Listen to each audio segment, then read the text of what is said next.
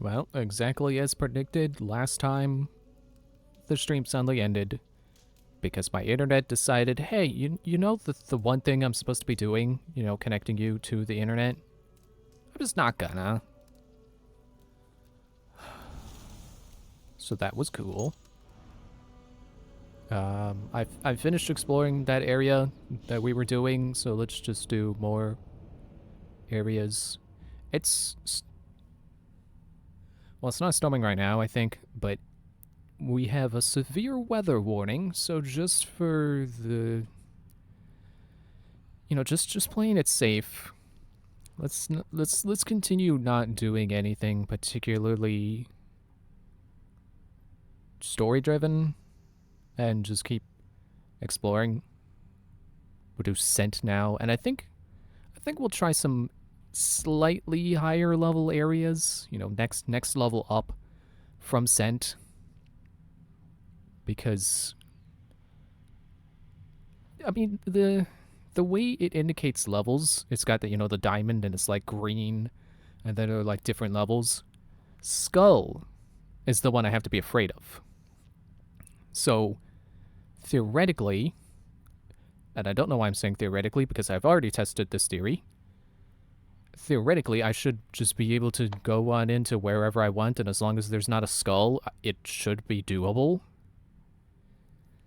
Because I guess I should knock on wood as I say this, and I'm doing that right now, that the game has not been very hard, except for when I intentionally try to do something that I'm not leveled enough to do. So I really don't see the harm in going somewhere that's just a little bit above my level, as long as it doesn't say, hey, don't go here, you'll die. So, yeah, I should be... Yep, I'm in Scent. And I went, like, over here in Essex. Oh, I spelled it wrong in the thing. Okay, well, whatever. Spell check said it was fine, so who cares? The British people, that's who. Hey, who's that? Have I... Yeah, 160. See, they got the big red diamond, as opposed to the area's white diamond, the tiny little white diamond. In fact, yeah, and then you do like somewhere that's really low level, and it's a little green diamond. So this is like sleepwalk easy. This is easy. Oh, that's also it's a bigger diamond, just like this person. Well, okay. I know there is one more level up before Skull, I think. No, it just goes great. It just goes straight to Skull. Jorvik. Yeah, it just goes straight to Skull. So as long as I stay out of Skull, things should be doable. Also, I found another place I can raid. I mean, technically anywhere anywhere by the sea or by the anywhere I can take my boat up to, I should be able to raid. But this is specifically marked as raid. So I would like to remember to do that at some point, but not right now. I'm still pretty intent on getting wealth. So let's just keep doing that. Here I come down. Is the game a little louder today? Or is it just me? Alright, let's go over here first. This is definitely one of those games where I look at it and go, man, this game's pretty. It's pretty. It's great graphics. I don't know why I don't know why they think they need to make consoles with better graphics than what we were already playing with the generation this came out on, because like this is pretty. You don't need better than this. I think I've already gotten on that topic before, but how about I say it again, because why not? It's like, yeah, you really don't... I really don't... I'm really not someone who is that much of a graphics snob. And on this... on the same note... Oh, you're just gonna... You hit and run? Okay, cool. Bye. And kind of like on the flip side, because it seems like there's always... Like, there's two kinds of people on the internet. when it comes to graphics talk. They're the people who are like, yeah, I need my games to run at 4K and they need to be hyper realistic and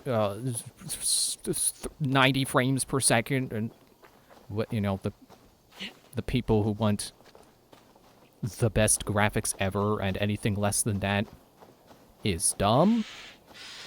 To which I say, no you.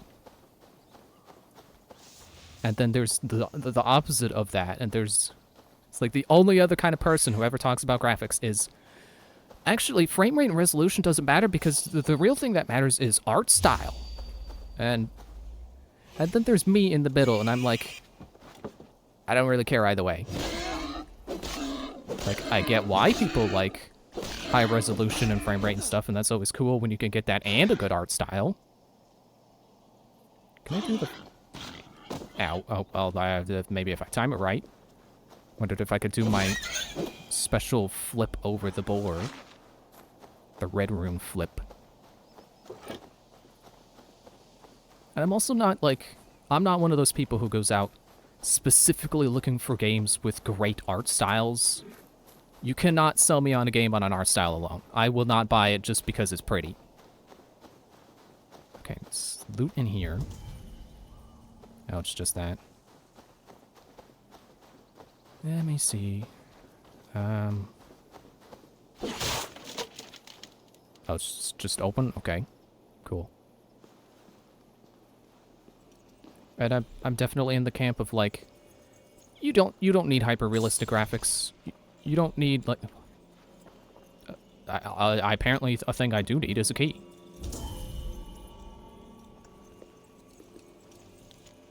The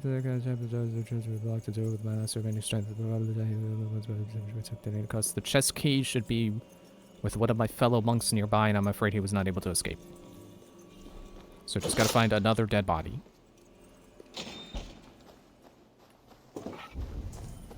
Oh, it's over there, okay. Yeah, I'm definitely not someone who believes that big AAA companies should be crunching their developers, trying to get the graphics to be hyper-realistic all the time. Like, realism is cool, but other art styles are also pretty cool.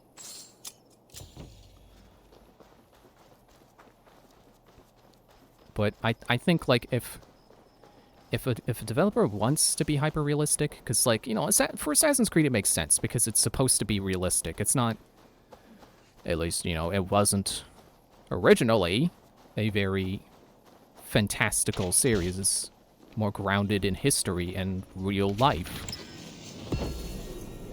I mean, okay, I can't pretend like, oh, there came a point where it was fantastical.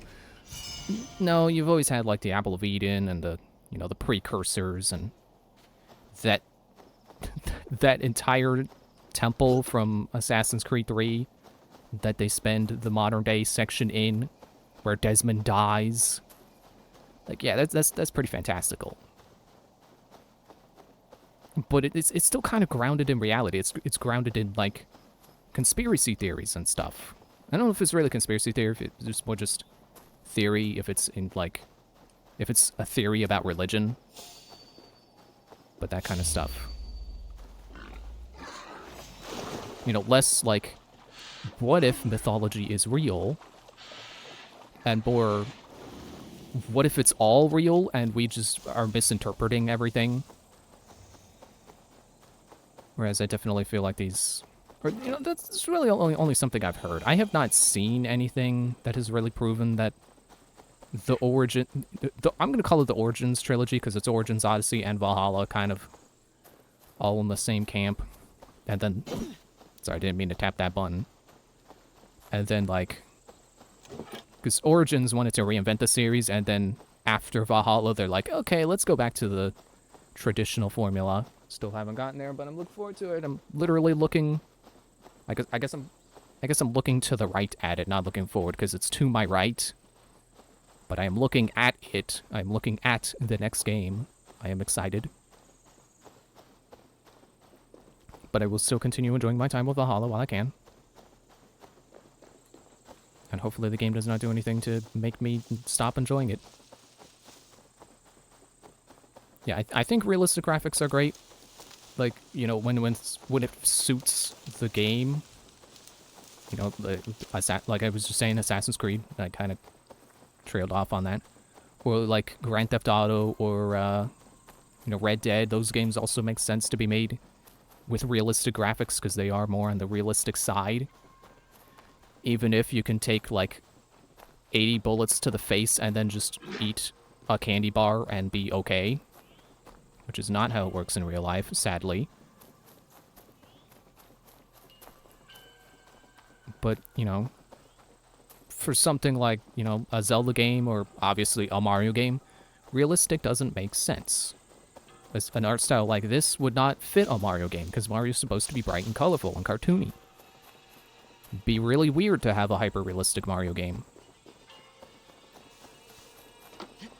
But more to the point that I was trying to make, for the games that it makes sense to do realistic graphics for, I don't think you need better than this. It doesn't need to go better than this. Like, maybe better resolution, frame rate, draw distance.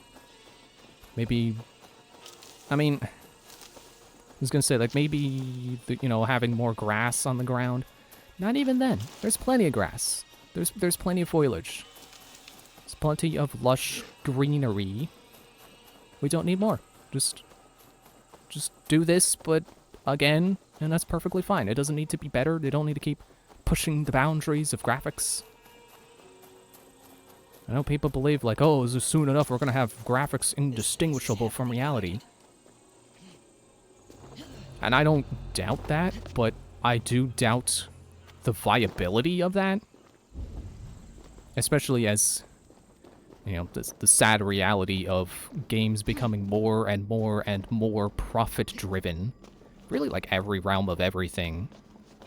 Just becoming all about profit and squeezing out every single cent you can out of the customer without actually putting in work yourself. Where's the thing? Also pick up the oil. It's down in the water, isn't it? I can't see! Stop making me swim in the dark! I don't know what I'm doing! I literally don't even know what... Couldn't even tell what I was doing because it's so dark. Okay, I'm supposed to stay up there and cross. Get out of the water now.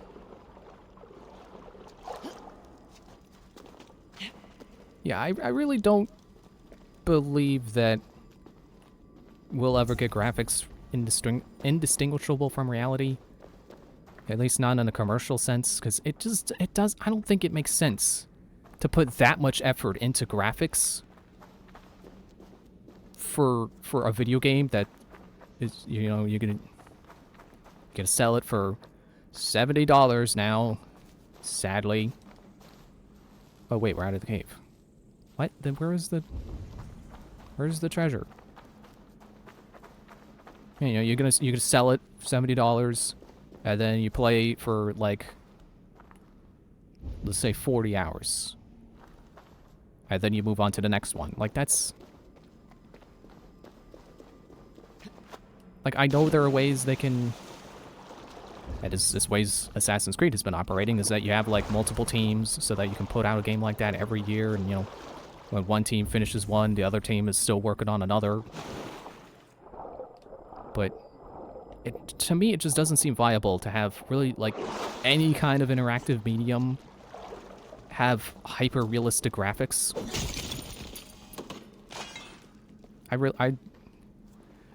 Frankly, I'm not even sure we'll ever pass the Uncanny Valley.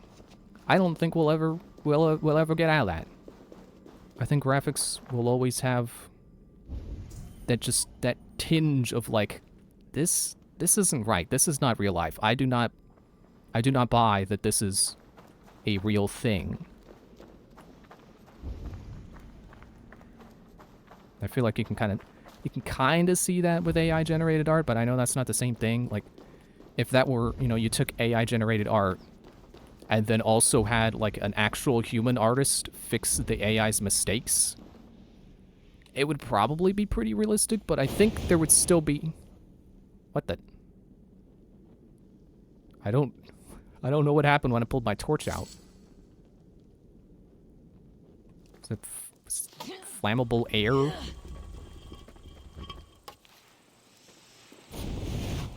What? Am I stepping on a trap? What is that?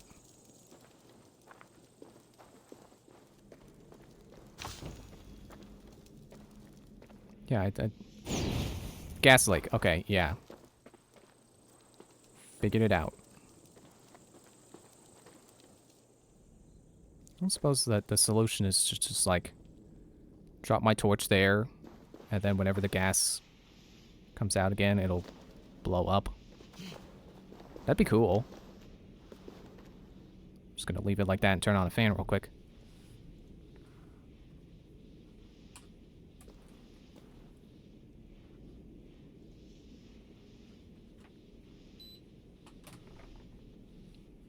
No? Oh, it burnt out. Aw. Good thing I got explosive arrows. And I lit the torch next to it somehow. Excuse me. Yeah, excuse me again. Jeez. That's what I get for drinking a Mountain Dew an hour before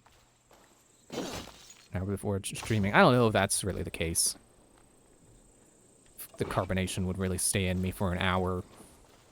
It's probably... Does that not go somewhere? I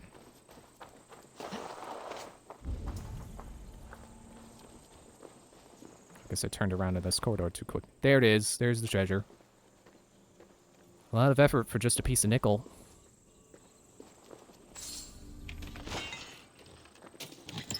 Yeah, I don't know if I've properly finished that train of thought, so let me do that now.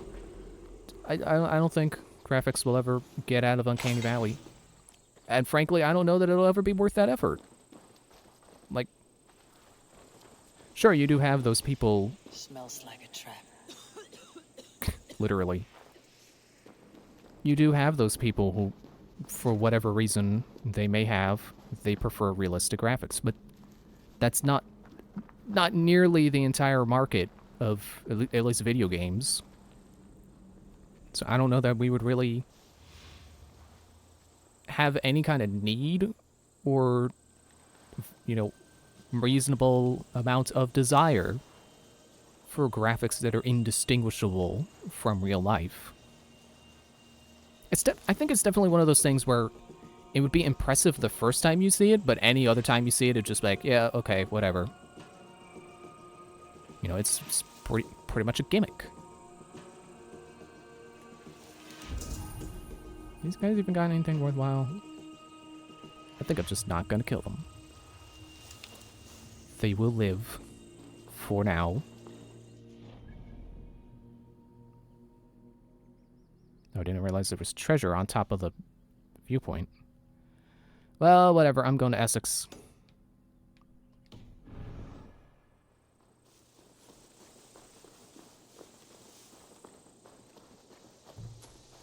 I feel like I could probably do another high level raid. Well, not another one, but like I could probably manage this raid. Especially because I would have the backup of my other guys, so I would not be alone. I would not be the sole focus, and I wouldn't be taking up all the damage. I wouldn't be taking everything on the chin. So it really seems like it'd be doable. Might be a little annoying when you get to the people that are like designed to not go down easy, whatever they call those people. You know, the elites. Or captains, whatever they're supposed to be. But, you know, for the regular foot soldiers, if I cannot slur my words, I think those guys are designed to go down in a few hits no matter what. So, I'm not really afraid of them.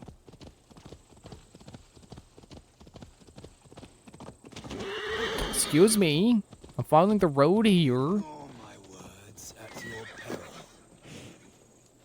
Okay. I am here, old man. Tell me your tale. 3 young men came to me not long ago. Braggarts, full of drink and sin. Death had claimed a friend of theirs. So they set out to find Death and teach him a lesson. That is foolish. We Norse do not seek to control death. We embrace it. Aye. But rudely they demanded of me, tell us where to find Death. You are old. You must know him. Look no further, said I. He is under the great oak in the forest behind me. And that is where they went. The great oak and the voice behind him, okay. A strange tale. One that lingers like a terrible dream. Is this the great oak the old man spoke of? Well, there's dead guys.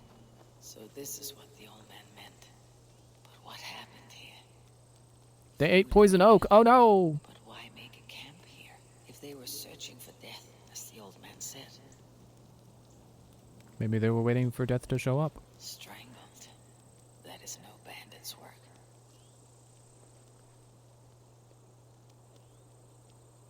Is his body supposed to be not in the position that the green glow is?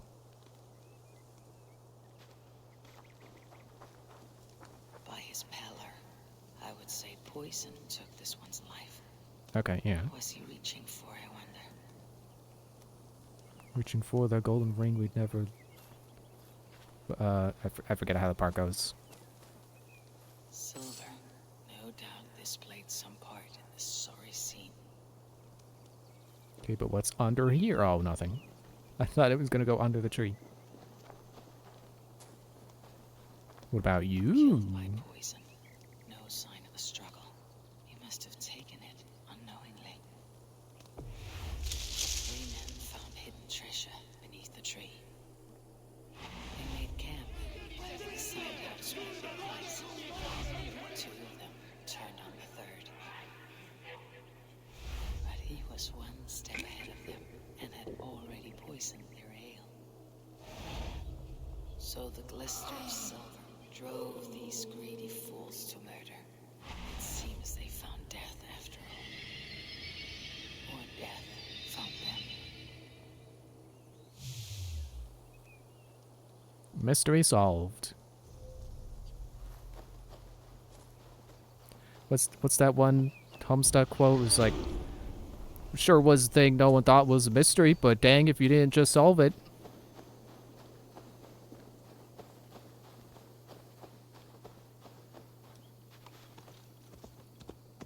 And let's continue following the road.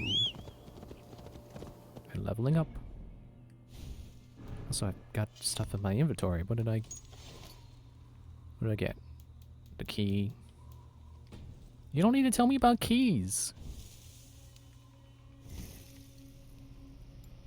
Okay, we're working towards cantrip now.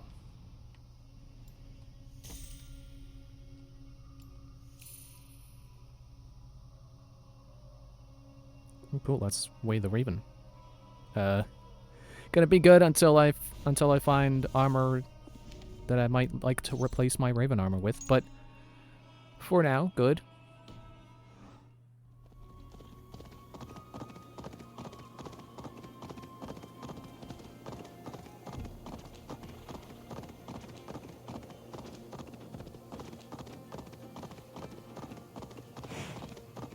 I remember when the last stream ended, I was talking about how I was thinking about the superpower of shape-shifting.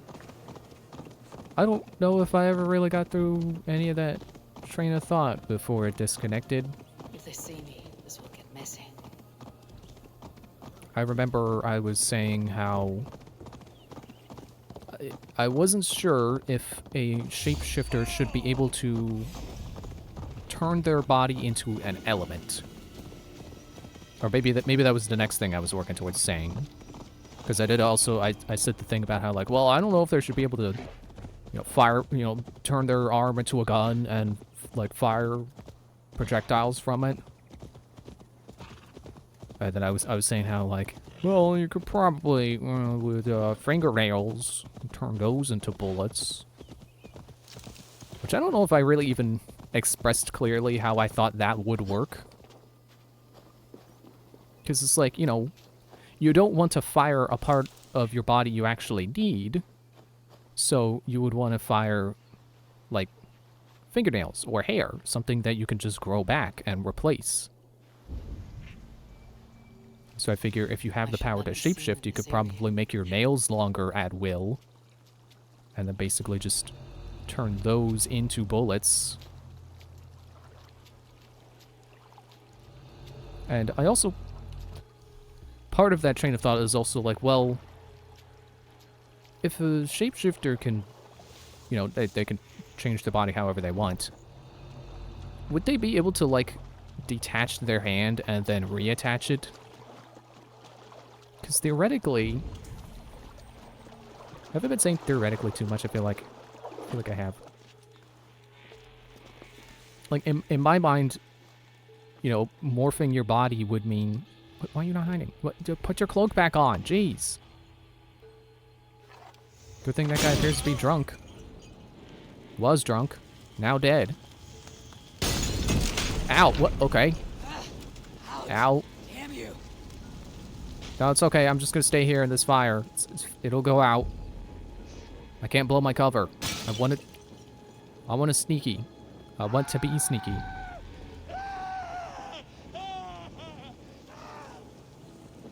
Can I get this arrow off of me?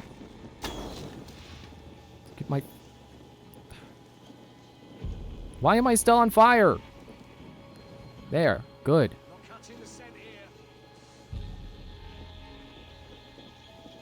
In my mind, a shapeshifter could... because they can change their body, like, they could... unlike a... I guess it wouldn't quite be a cellular level. But, like, on a certain level... like, you know how a cut is basically just a hole in your skin? Well, if you can change the shape of your skin anyway, you could close the hole or open it. Because, you know, being a shapeshifter, your body's like clay, so you could mold your clay until there's a hole in it. Or close the hole. So theoretically, you could just do that with a whole limb. You could morph until it just is no longer connected. And there you go. You basically just drop your hand. But then you could do the opposite and reattach the hand by morphing the, you know, the bits of human body that connect, like the muscles and veins and stuff, and close them. Or, I guess not close them, but reattach. Reattach by, like, closing the gap, is what I guess was what I was thinking. Okay, you're facing me? So I imagine that kind of happening with, like, fingernails. You could basically make them so thin that they are, like, excuse me, like razor thin, I guess. And then from there, just be, like, a little bend, and then they snap. Like cutting your nails with the nail clipper. Except you do it inside your gun hand.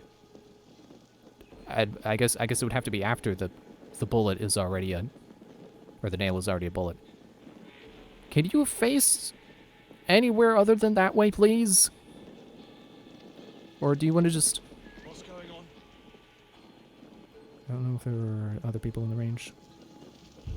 That's why I'm always reluctant to whistle, because sometimes you lure two people, and that's trouble.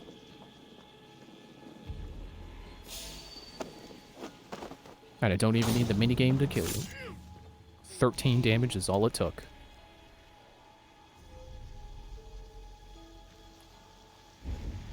I was gonna say, there's probably a key around here, isn't there? Yeah, so I was also wondering, like, well, could a shapeshifter turn their body into an element? I'm pretty sure I said the train of thought I had about, like, well, you probably wouldn't be able to turn into, like, a pure element, because you would still need your brain. Because, you know, human need brain regardless of shapeshifting power. I think that guy's facing me. Can I whistle like just one of them? Looks like trouble. I think I got them both.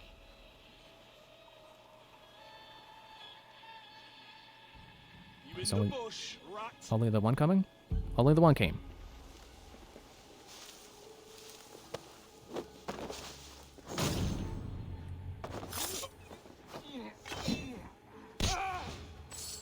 But I also question whether or not a shapeshifter could even turn like a part of their body into a pure element. Because, I don't know, somehow that does not pass my mental check of like, well, would that be realistic? It's like, I don't know, like, how would you be able to morph living organism into chemical reaction? Or at least thinking of trying to turn, like, a hand into fire. Like pure fire. Or electricity. I guess electricity is not really a chemical reaction. Is fire even considered a chemical reaction? Maybe I'm just making things up.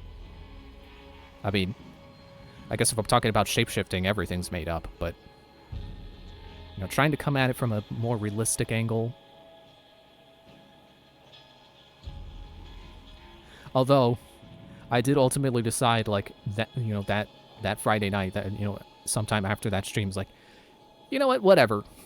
Magic, that's how this character can shapeshift. I'm not...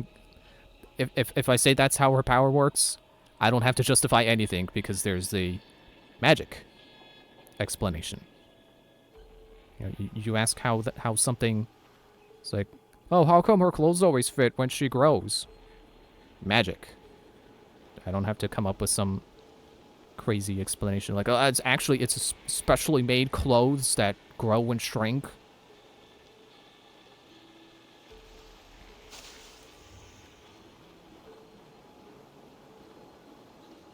Okay, where was that key again? That guy's got it. Wait, which guy? The further... Or neither? Neither guy. It's just sitting on a table. Okay, that explodes. Good. Now I just need someone to stand next to it. Or... I can shoot the door. I should free the wolf. And make everyone die. Or maybe just the wolf.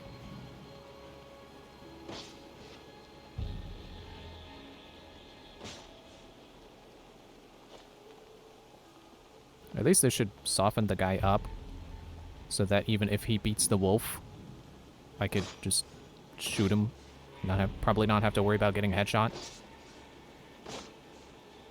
Kind of reminds me of that one bandit hideout in Skyrim, where they're trying to teach... Trying to teach wolves to do something. I remember because there's the dialogue you walk in on. It's like, dogs I could train, but a half-starved wolf, not a chance. Right. Lucky it doesn't rip our throats out. And then there's this pull chain you can pull to open the gate to the wolf's enclosure. It's not really a cage because it's just like a part of the cave they're hiding in that just has one metal wall, one wall of bars at a door. You pull the chain and the door opens and the wolf comes out, kills them. I think the wolf usually takes out at least a couple of the bandits before it gets killed. So the bandit's pretty sad. Sad as in pathetic, not sad as in like, oh, the bandits, they're sad because their friends got eaten by the wolf. Like, I meant it's pathetic that they can't.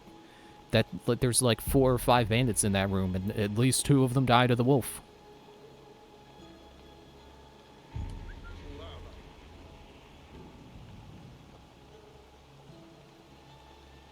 Come on. Don't be scared. It's just a bush.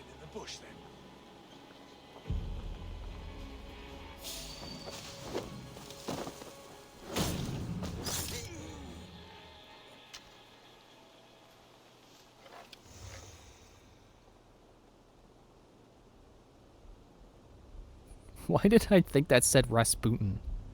Or Rasputin. Whatever that name is.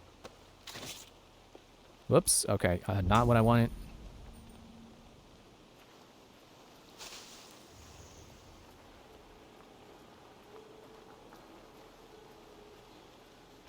Oh, cool.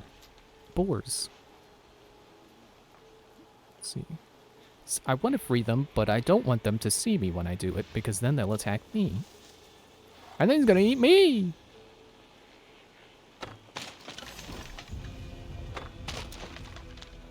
You fought one wolf. Now enjoy 2 boars! Oh, I guess he saw me firing arrows. Oh well.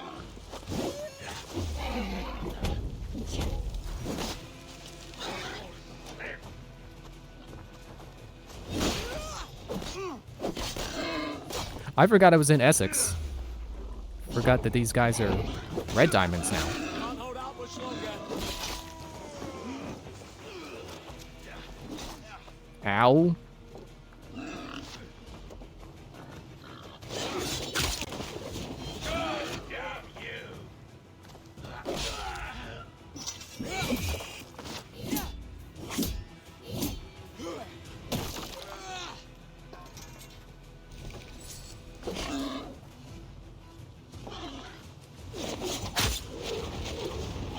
Oh, come on. You totally hit that wall.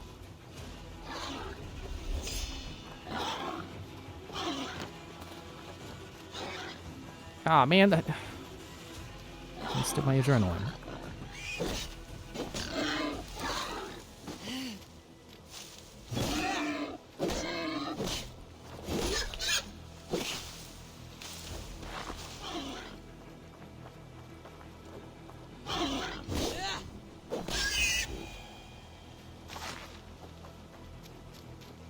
Yeah, now that I think about it, with the... Because I said before, like, oh, I don't really care about trying to come up with... Or, like, if something else comes up with, like, logical explanations for all the things it does. Broke myself here. But for some reason, I do it for myself. So, I have that double standard.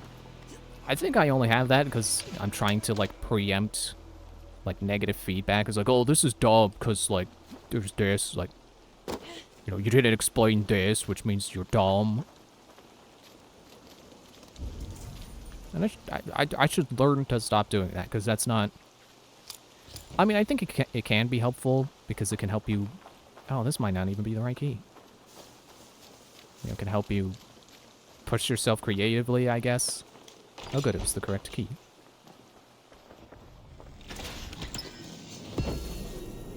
Gallalatch Cape. I think that's my first of that armor set. Unfortunately, because I would like to continue completing armor sets rather than start new ones.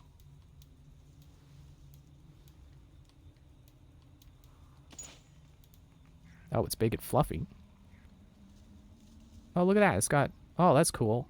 It's got armor plates. Excuse me. I'm burping again. Increase melee resistance when hitting enemies with finishers. Additional increase to melee damage. Interesting. I think out of all the armor sets, I think I still want to complete the Brigadine. I'm just trying to... I opened the menu to double check what its name was, because I forgot, and then I had remembered after I pressed the button.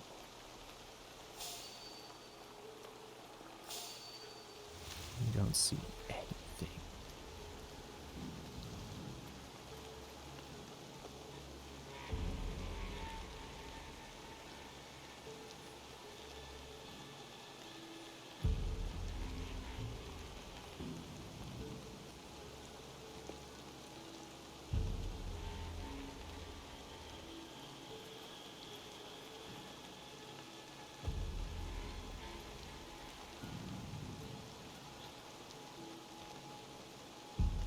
That's right, go closer to the pots. Like you in the bushes. Closer to the pots.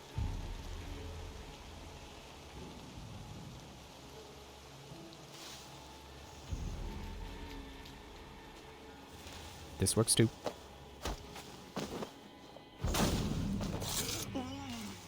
I like how that wasn't one swift motion, like it would be for Bayek. Like I stand up, shove him to the ground, and then I stab him.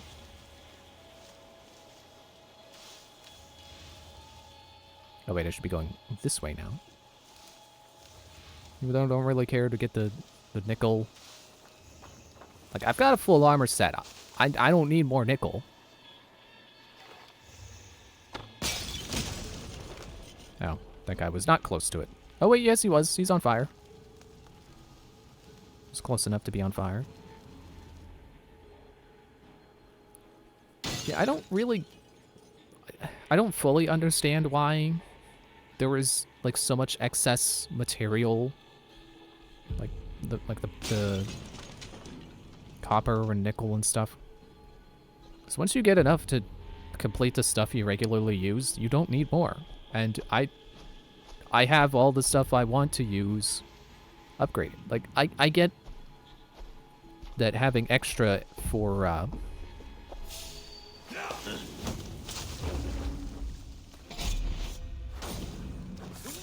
having extra for the sake of having, like, multiple main weapons you might want to use, or, like, different kinds of bows or something. You know, different loadouts, I guess, is the idea. Okay. Now that I remembered loadouts exist, it makes more sense. Because you want to have enough materials, you know, enough copper and nickel and whatever to be able to fully upgrade all your loadouts.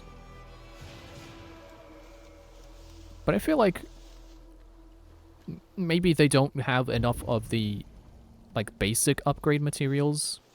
Like, the stuff that you use going from, like, you know, to actually level it up, not just raise the level cap, which is what the copper and nickel do. Like, there's not enough of that going around, I think. Because I'm at the point where, like, even buying out all the resources from a shop, it only gets me, like, 2 upgrades.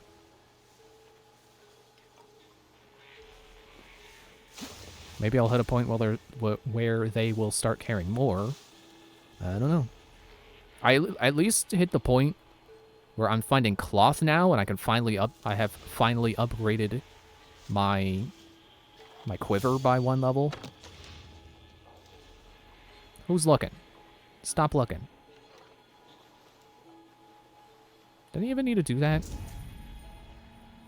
The door's open. Excuse me.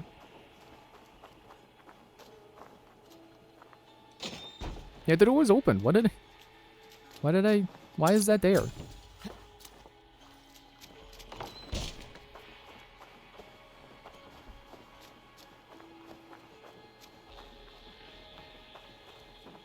I feel like it's I guess I don't have to preface that with I feel like it is how I feel. I don't need to clarify that.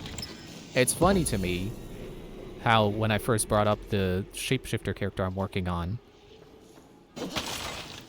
you know, when I brought that up last stream, it was just the start of an idea. And now I feel like, I mean, okay, I can't say like, oh, well, now they're super fleshed out and really, you know, like, no, I haven't really thought that much out. But they're more than just like, I'm gonna make a shapeshifter character, right? That like it was when I first brought them up.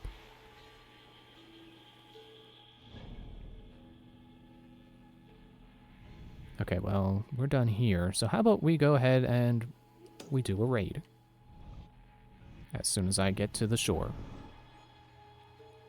Which is, which way am I facing? That way? Yeah, south. Yeah, see, it's perfectly easy to... Like, it's still very reasonable doing stuff in areas that are technically marked as, oh, you shouldn't be doing this yet. Because again, the only level indicator that really says, hey, don't do this, is the skull. Everything else is just like, well, you may have some trouble. And if I were playing on a higher difficulty, I'm sure it would matter a whole lot more. But I'm playing on, like, normal, so it's doable. Oh. Sorry, didn't realize this was your hometown. What am I stuck on?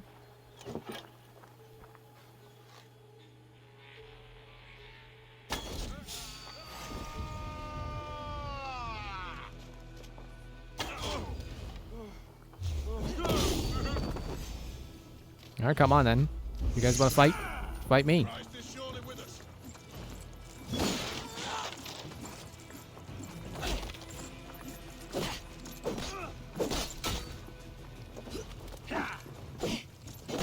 I'm having one of those moments where I'm trying to...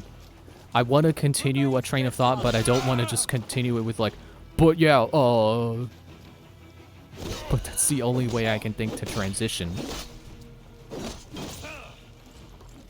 Oh, I guess I successfully blocked that because he took damage. I didn't think that was a successful parry. Didn't feel like one.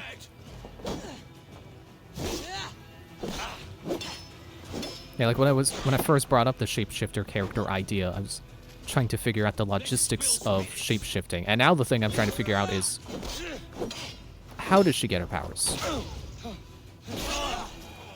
I mean, I kind of have an idea, but it's like, well, how do I make it make sense? And less in a sense of like, oh, it needs to be realistic, it needs to be logical. But more in a sense of, people don't just give out superpowers, but that's kind of the idea I have. Is that there's this, you know, kind of magic relic shop. I'm actually trying to figure out multiple things about that, because it's like, well, why would you have magical relics and then just sell them to, like, whoever buys them, you know? How would you not just make sure that whoever buys the relic is gonna do good with the relic? You know, if everything is magical. Oh look, I got a cat! I think that's the cat I got from that one quest. Okay, okay, let me unmark this one, because I know that's there. I'll come back to it. Now I know which way I'm going. The other way. Dang it. There's gold right there? What is that?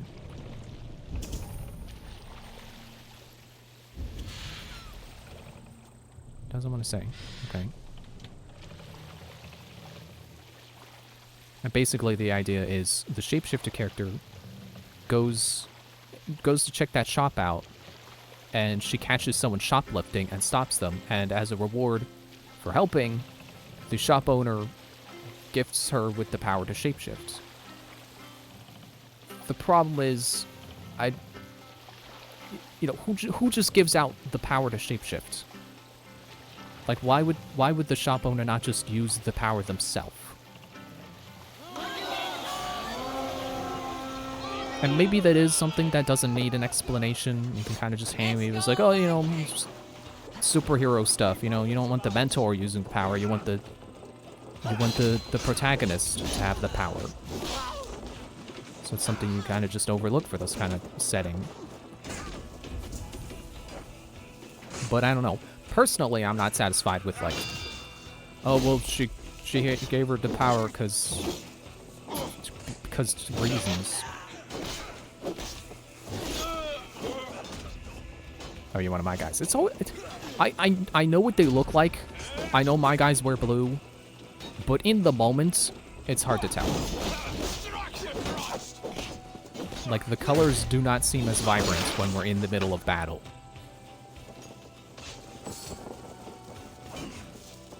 Okay, well, their stuff seems to be over here, so let's keep going over here.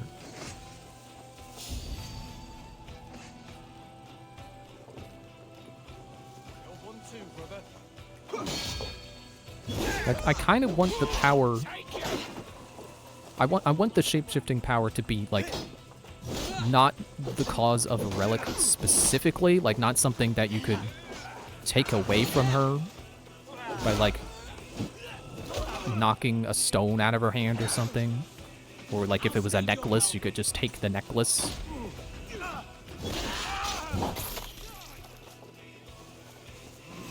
But I can't figure out, like, well, then how would you gift someone a superpower and not have it be in the form, especially if the premise is, oh, it's a magic relic shop.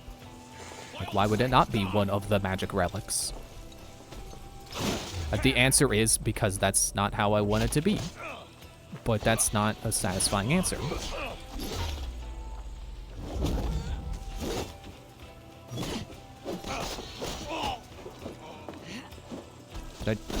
I don't think I did the roll.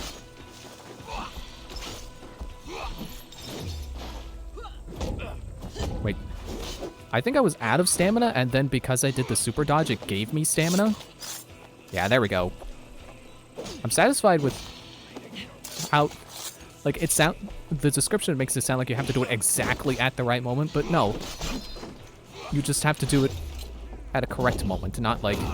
It's not frame perfect. It's not like super guarding in Paper Mario.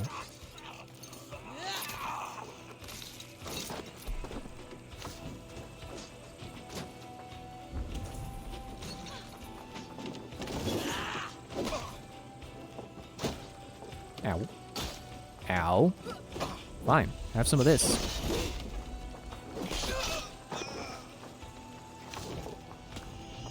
It's a lot of incoming arrow indicators.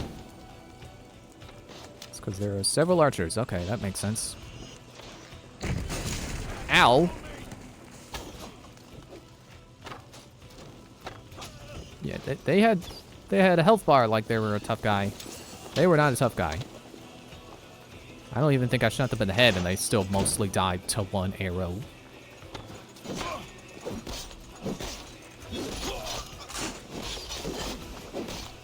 They got a ballista? I know I've seen one before. But do these people have one? I think they do. I think that's why the arrow indicator is so big, so indicating. Because it is. Because it's a ballista. It's very dangerous. They want you to know it.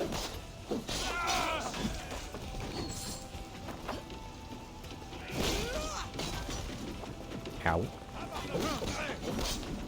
Yeah, I think with all the healing abilities I've got, that I can very easily manage a place like this. A place in the red. As long as it's not a skull. Ow.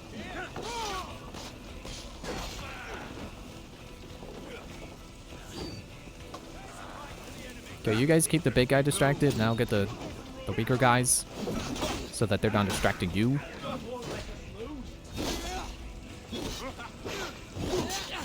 Ow, I let my stamina run out. Oops.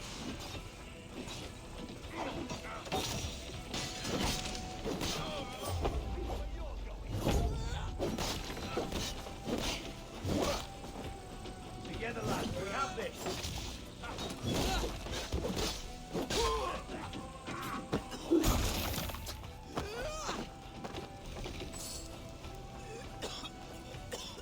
Stomp.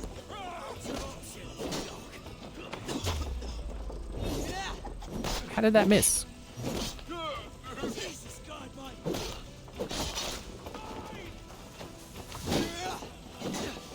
Okay, fine. Gotta shield.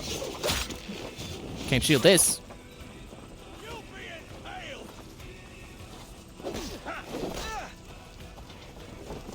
Don't think you're leaving here alive. Oh, come on. He totally hit the wall. He should have lost more health than that. Should use this more often. Get some of that going on you. How about some of you?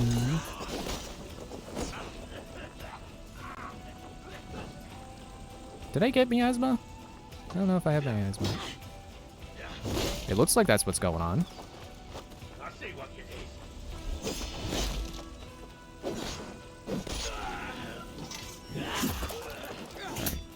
Is that all the big tough guys?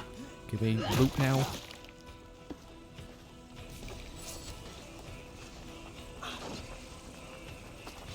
Yeah, I think this guy's... I think these guys are... They're all poisony now.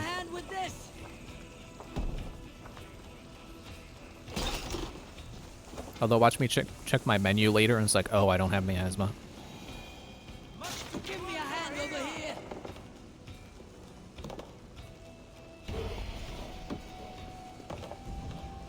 Yeah, I think I've kind of lost interest in not raids per se because they can still have skill books and equipment. But like I don't really need building materials anymore because I've built all the stuff that actually does something. I think all the remaining buildings are just like, oh, build it and you can have a bigger buff on your feast. I don't even know how to do the feast. So it's really not important to me to boost it. I mean, I guess there was still the barracks. It's like probably the last actually functional building. And then everything else is just a passive buff.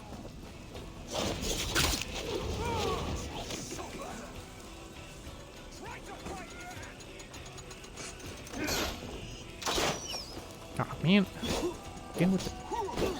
Okay, I definitely have to be more careful with that move.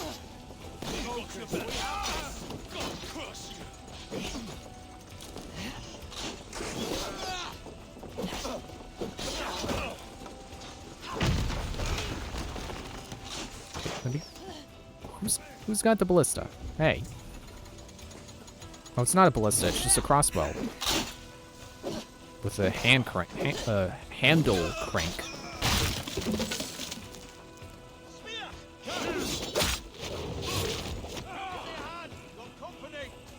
The banner bearer. I feel like this guy would be a unit in a tactics game. You get the shield guy, and he automatically comes with the extra foot soldiers. Man, I haven't played Wargroove in a while, which is a tactics game, if you didn't know. I got the DLC, and I never finished it. I did like one mission.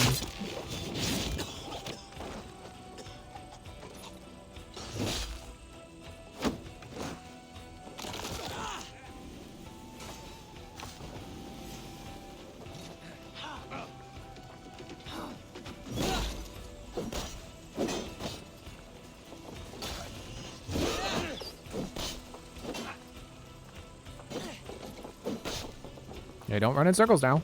It's not gonna help you.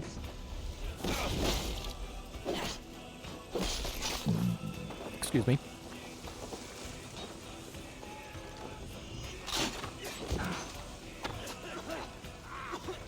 That guy took more uncharged arrows than I thought he would.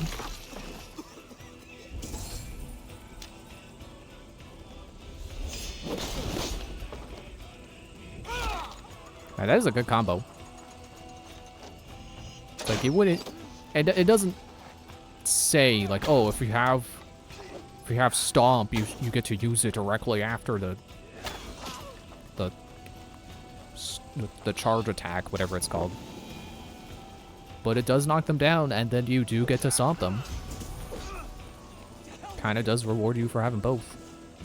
Hey, come here. Even though Stomp was, like, one of the first things I got. I feel like it's kind of expected to have Stomp. Oop, wrong button. I don't know what that guy hit.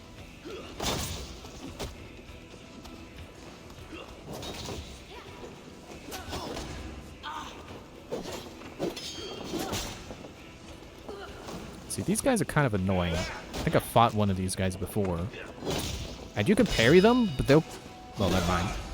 They will keep going. They do kind of feel like a Dark Souls enemy in that regard, where you can't just expect to knock them down right away. You have to know that they're gonna take some hits before they get staggered.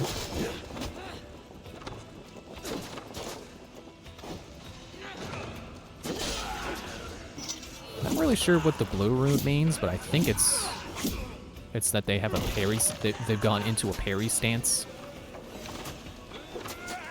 Okay, who's firing what?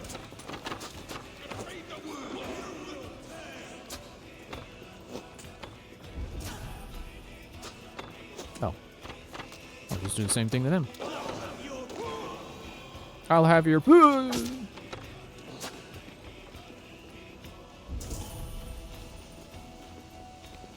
Are you guys still firing arrows?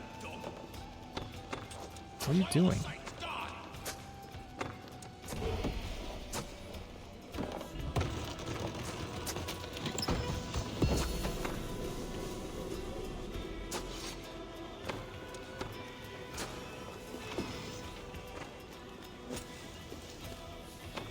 Good hiding spot. A place to wait for someone to revive you. Or possibly bad spot, because if it weren't for my icons, I would not have known you were there. Maybe the guy got up on his own.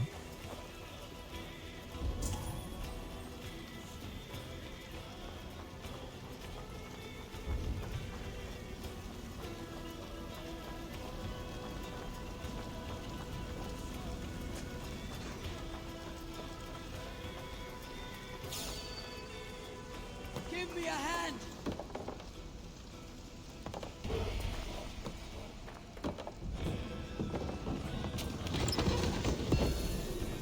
And raid complete. I think. No, but yes.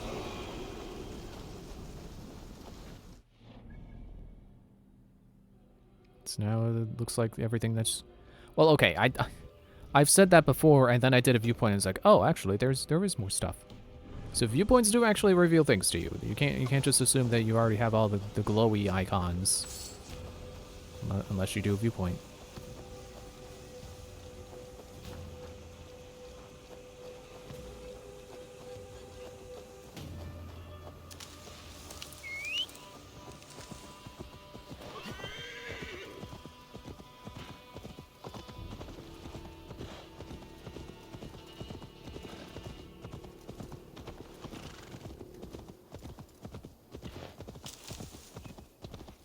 Well, I sure did take a beating. But I'm also still alive, and I didn't have to use any rations. So, I call that a win.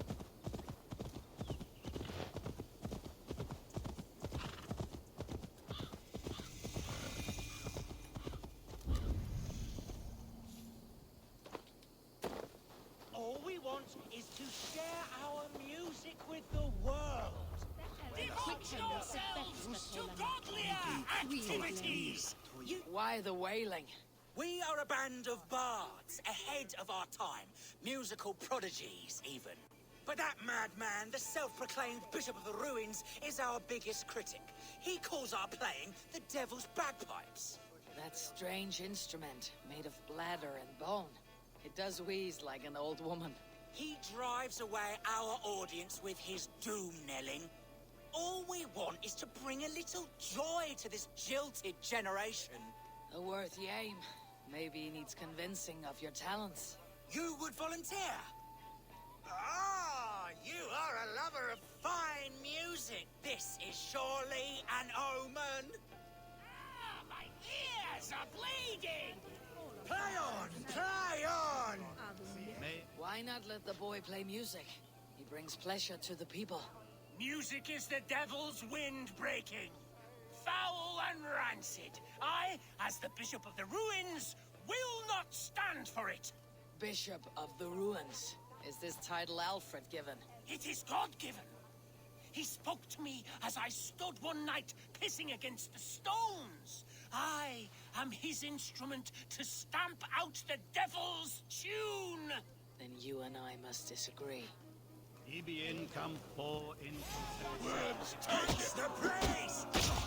Were you drunk when you supposedly got called by God? Because that could be it, you know. That could be why you thought that that God was telling you you're the Bishop of the Ruins. What does it even mean to be the Bishop of the Ruins? Like you're just gonna go around to abandoned buildings and say, hey, you can't play music here. My bishop! Clouts that clarets! You have done us a great service. I will compose this day into song. Farewell. May you continue to make merry harmonies. Smack my bishop! Smack my bishop! Sounds like he's trying to make the medieval equivalent of rock and roll, I don't know that it is really succeeding. Doesn't really... Shouting smack my bishop like that doesn't really sound like he's singing, but I think that's what he was going for. Oh, there's a Roman artifact around here too. Because I sure am excited to collect all of those and get all the Roman decorations in my Viking town.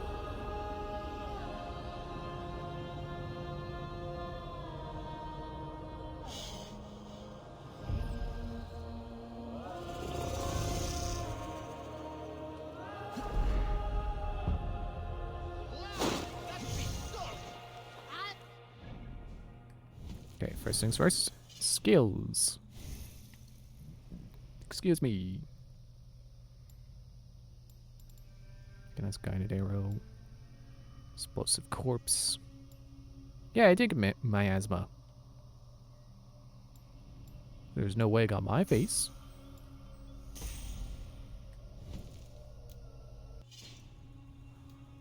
Maybe guess keys. Oh no, I did get runes. I think I'm finally starting to get runes that are not just minor runes. I don't know if I have any runes that can replace my current minor runes, though. So that one was stun. I don't know if I have any stun on. I'll worry about it later.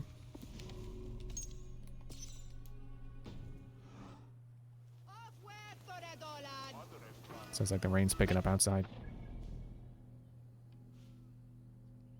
Where's it? That guy. I don't anticipate I'm going to be able to beat him, but since he's a little bit away...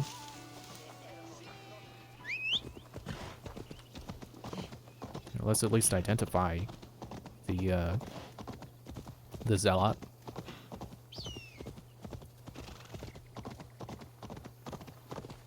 I do think it's pretty cool how, despite being the third in the trilogy of let's reinvent Assassin's Creed games, that they managed to bring back Templars as like... Oh, well, okay. Alright. Not gonna tempt you then.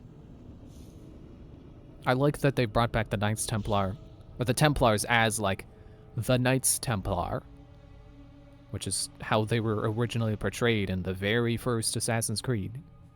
And then they steadily shifted away from that. Not really sure where you'd say they stopped making them very, well, cross...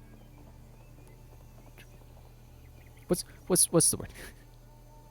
Like, you know, having big red crosses on their shields, that kind of Templar.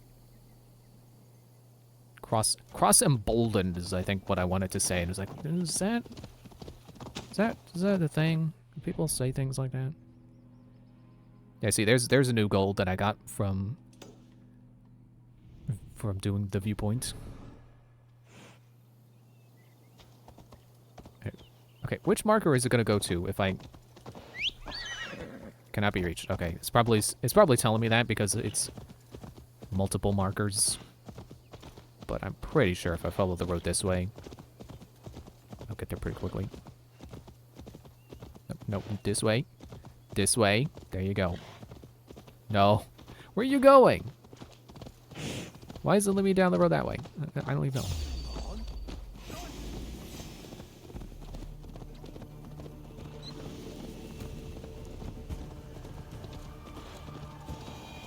Like, it does make me pretty curious, like, how much like Assassin's Creed 1 is Mirage gonna be like? Because, you know, obviously we're so far removed from the very basic foundation that was Assassin's Creed 1 that it would be really weird to go back to being exactly like it, so I'm definitely not expecting that. This area is off limits.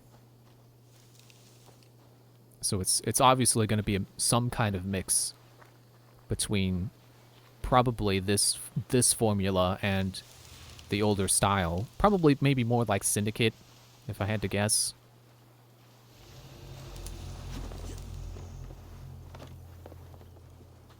I would be okay with going back to having attack on a face button instead of a shoulder button. I don't know why modern games decided that was the norm. It's not my preference. But if it stays on the shoulder buttons, I guess I can't really complain. It's not like it's harder to press the shoulder buttons, it just... I don't know.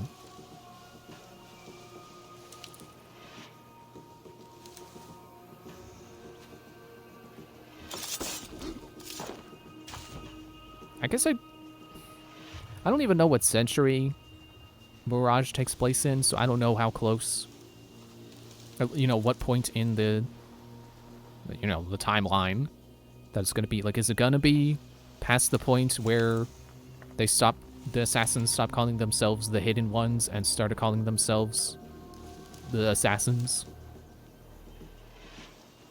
Or are they still going to be Hidden Ones? I kind of would like, it's not a big deal, it's just basic terminology, but I would like to go back to calling them Assassins and Templars rather than Hidden Ones and Ancient Ones.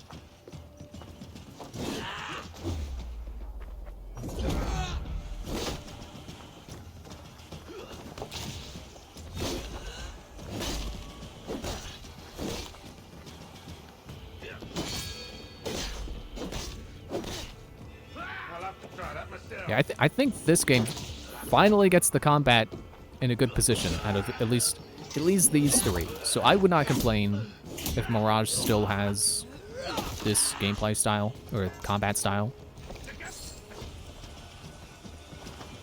That's a lot of people. How do I do the cantrip again? It's like do a light attack and then press Y.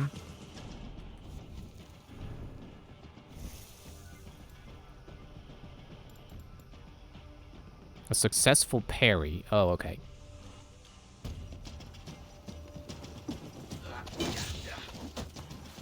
I guess that wasn't a successful parry.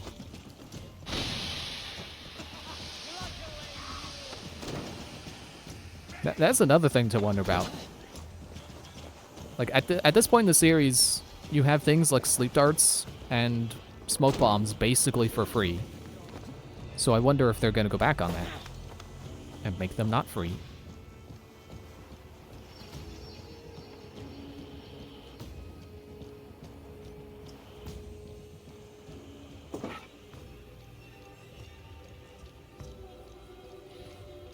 I think I'd be okay with either, really. Because I want to say that, you know, when it's like Syndicate style, they're easier to use. Because it's not a contextual button press of like, oh, after a successful parry, press Y. You know, I could just press X and throw a smoke bomb. But it is cool having free smoke bombs. So it's kind of hard to complain either way. And it would be cool if they made it, you know, made it so that it's both. You know, you have a tool wheel, but then also you can use them for free. Or at the very least, you know, use an adrenaline bar to use them. Spend adrenaline to use them. Because, like, my smoke bombs may be available after a successful parry. But sleep darts, that's one adrenaline bar per sleep dart. So those are honestly kind of expensive.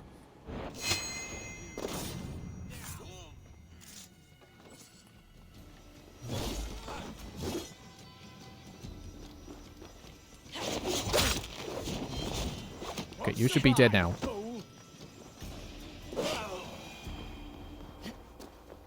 Am I getting 50 experience from each of these kills? Like, am I getting more experience because they're higher level? I have not been paying attention to that, if that's the case. What is that on? Why is that marker over there? I did not land on the viewpoint. Oh, good. That's where the next wealth is, too.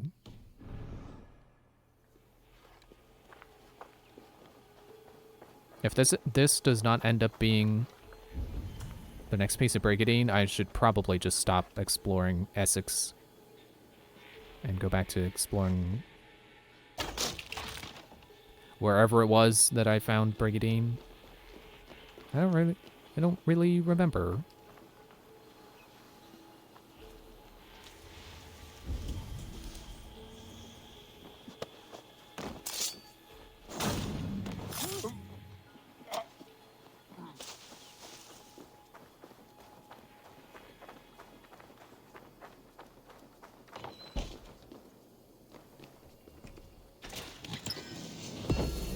Nope, Galalach. Although, I do want to know what that armor set looks like too. And the helmet is a pretty good indicator. I mean, the tunic is really the thing I care the most about, because that's like a majority of the armor. But the helmet also gives you an idea of what it'll be like. It's like dark leather with some metal on it. Whereas this is like entirely metal. Because like... Yeah, see, since this is the Brigadine, and this has this stitch pattern, that makes me think my theory is correct. That the Brigadine armor is like cloth and plate, and would probably make me look like a knight. Also, this helmet, just, yeah, at least for my personal tastes, this helmet was all I needed from the Hunter armor set to say, no, I do not want any other pieces of Hunter armor. I do not like this set. It's just leather and plate covered in bones. Like, ugh. That is not my style.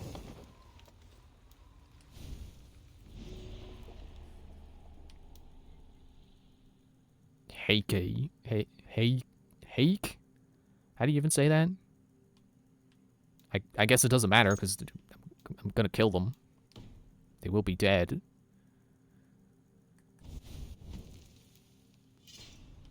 So really, like, as far as I'm concerned, their name is that guy, and then, I mean, that's it. I'm gonna call them that guy, because I'll probably be like, oh, let's go kill that guy. And then I kill them, and it's like, oh, well, that guy's dead now. Let's go find the next target.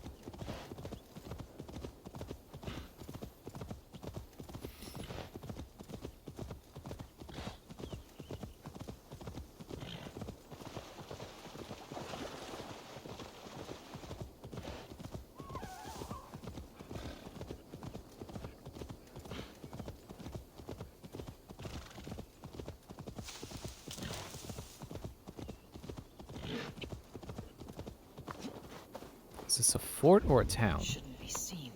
Better be hooded.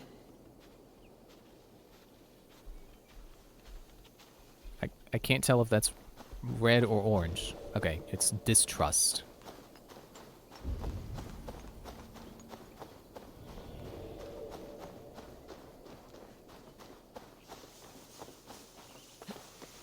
Oh, there's a skill book.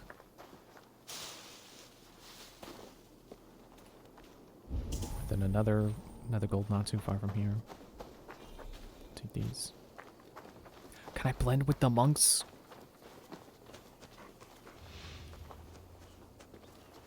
Do I have to? Okay, well, it's not quite like I was expecting it to be like.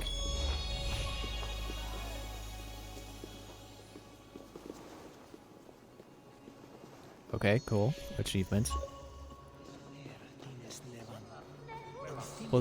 Wasn't expecting that, but I'll take it. Not much of an achievement hunter, but I will take the ones I get. I mean, it's not like I could say no. That is not a function. Yeah, I need a key. Ah, now I need a group of monks going the other way. I'm gonna get in a fight.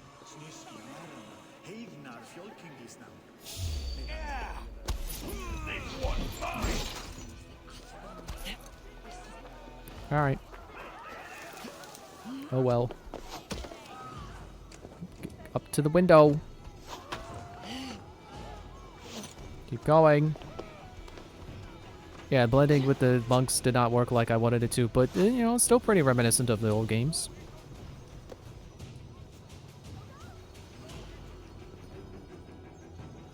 Come on. It does feel weird that it's only been, like, 2 games since, like, blending with people and, you know, sitting on benches to blend in, that kind of stuff. It's only been gone for 2 games, but it 2 games is definitely enough time to be like, man, I really missed that feature. Like, I was thinking the same thing with being able to kill people with 1 assassination and not have to worry about, oh, am I high enough level to be able to get them in 1 stab? Like, yes, because that's how this game works. Doesn't care about your level. What am I aiming at? It should be a red thing. I could probably reach it if I, oh, not, excuse me, not the hay.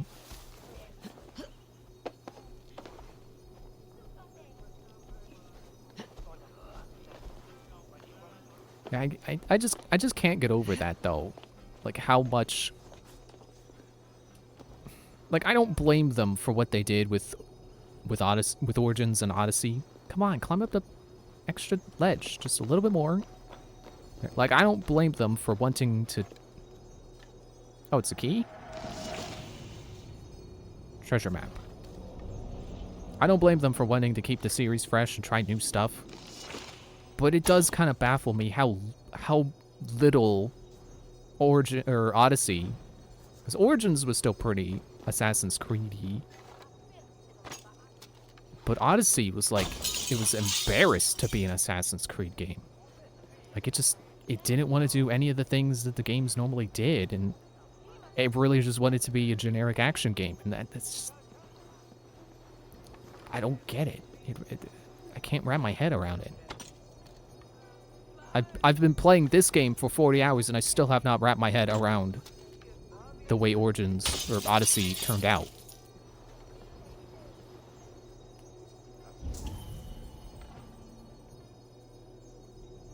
Oh, I'm not even on the right level. Yeah, the skill book is right there. I just need to figure out how to hit the red.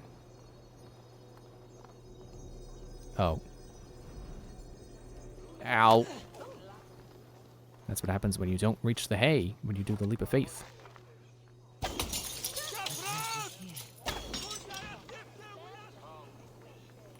Did I not?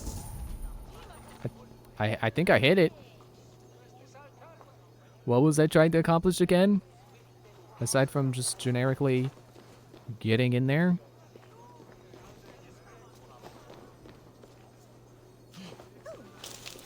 Let's not have these guys cause trouble again.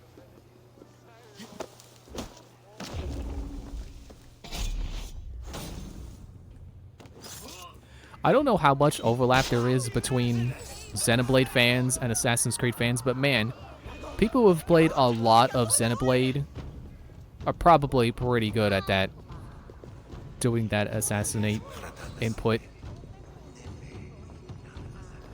Because I know there's at least, like, Xenoblade 1 and Xenoblade 2, I believe, at the very least, have inputs like that on certain attacks.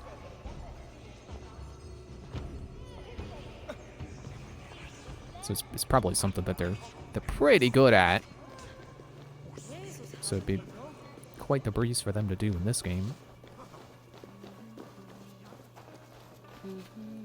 Okay, is there someone with a key around here that I just did? Yep, okay, there it is.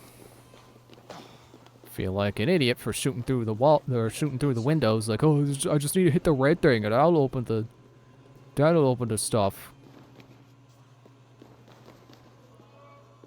Okay, well now I need to figure out how to get in there.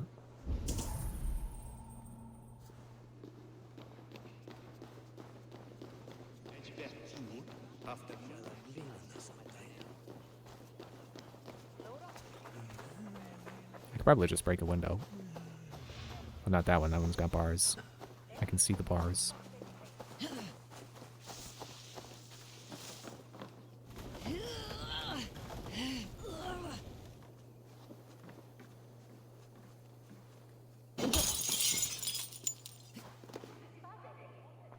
I almost feel bad that the game made me break a window to get in. And I say almost because it's not a real window. It's a video game window. It'll probably respawn the next time I turn the game on, if we're being honest.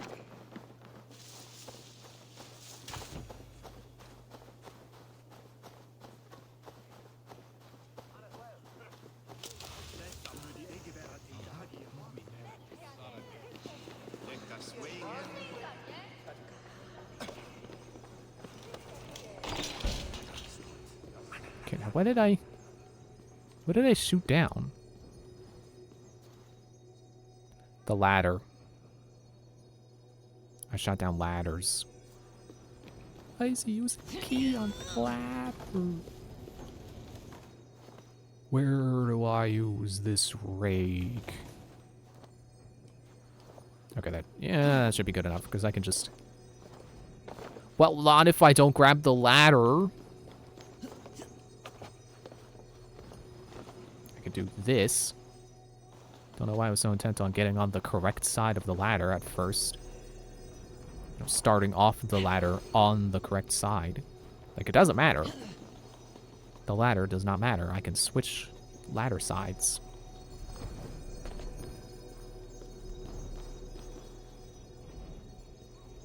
Get over to the... There. Harpoon impalement, yeah! That's one of my favorites! Ivor can finish by pulling the enemy close and killing them with style. Get over here! So I assume that's what it changes the down input to. So if I want to throw them against a wall or another enemy, I do left, right, or forward. And if I want to finish them, I do towards me. That should be pretty neat. Assuming it works like I assume it does. Assuming.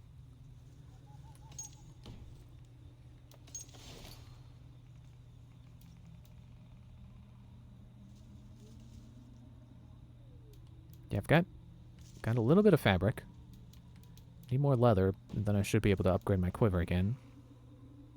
No, I need more fabric. I could have sworn I had enough fabric for the next upgrade, and I just needed more leather. Oh well. It's break time. I'm going on break.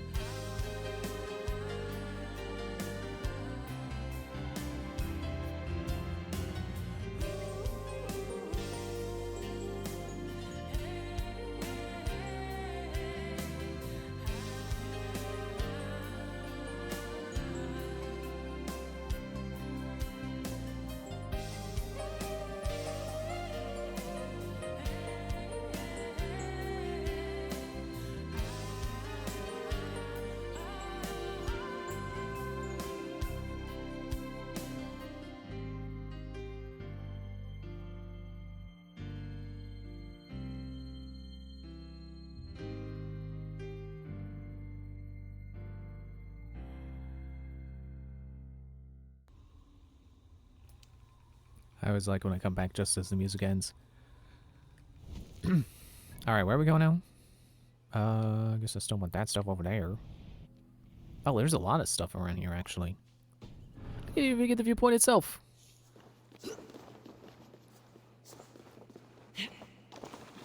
Well, first things first, gotta get out of the church. Out of the... Keep going down. And get out of the church. I realized that I don't know that I really finished the train of thought I was on. When I was saying, like, oh, I just realized I hold myself to kind of a double standard when it comes to, like, how realistic a thing should be. Because I'm trying to, like, preempt negative feedback. And, like, yeah, it can be good to do that, I guess. Because if you... Because, you know, everyone gets those voices in their head that's like, oh man, the thing you're making sucks, you're terrible, and you should stop. And you shouldn't listen to the ones that tell you to stop. But it can be helpful to listen to the ones that are like, hey, you should maybe redo that hand you just drew. Because maybe if you do redo the hand, it will look better. But, you know, there is this thing... I'm trying to remember the term because it's based on like a typo of a different word.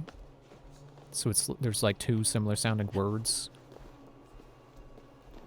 Smarter people than me will probably have already figured out what word I'm trying to think of. It's bathos, I think. Because I think the correct term is pathos. But then there's, like, bathos, where you're, like, kind of mocking yourself, kind of preempting criticism. Which, I don't know if it's, like, a common thing to say, like, don't do that, but for what I have heard, bathos is kind of bad. You don't want bathos. You don't want to do bathos. Because if you're... The problem with making fun of yourself is that the people who like you, or, you know, if in terms of like your own artwork at least, like if you're parodying your own art and being like, yeah, isn't this art terrible, haha, the people who like your stuff will be like, no, you're wrong, please stop saying you're terrible, please stop saying your art is terrible. But then the people who don't like your art will be like, haha, yeah, you're right, it does suck. And it'll just stop there. So you should just maybe don't make fun of yourself, because the people... Don't make fun of yourself or your art or whatever you're doing. Because it's less like, haha, I'm self-aware. I realize, like, this thing is not quite the best thing ever. And is more like, you know, giving your dissenters ammo. You know, Trope Talk did a video on that. It was much more coherent than what I'm saying right now. So you should go watch that instead. Interesting. Oh, what's right next to me? Hello? What are you? Gonna get you through the window? No? That door's locked from the side. And yeah, I you know, not just their sentiment that I am echoing. I do agree that, like, you shouldn't self-parody. You shouldn't try to preempt negative feedback with a joke. Because it does kind of diminish the thing you're actually doing. Because, you know, it is funny when, like, a Mario game is like, oh, Peach got captured again. But, like, you know, if Mario games start suddenly being like, Peach getting captured? Don't be stupid. You know, that wouldn't be funny, and it'd also be like, hey, I don't mind when Mario games are Peach getting captured, and then that's the end of the story. You know, Peach gets captured, and then Mario saves her, the end. I think most Mario fans would agree that there's nothing wrong with when a Mario game does that. It's fun when we get the deeper stories, but that's not what Mario's about, so we don't need them. So if Mario suddenly, you know, if suddenly every Mario game was like, ha, Peach getting captured, what are we, losers? She's not gonna get captured, that'd be dumb. You know, it wouldn't be good. Wouldn't be good to do that. What? How did I...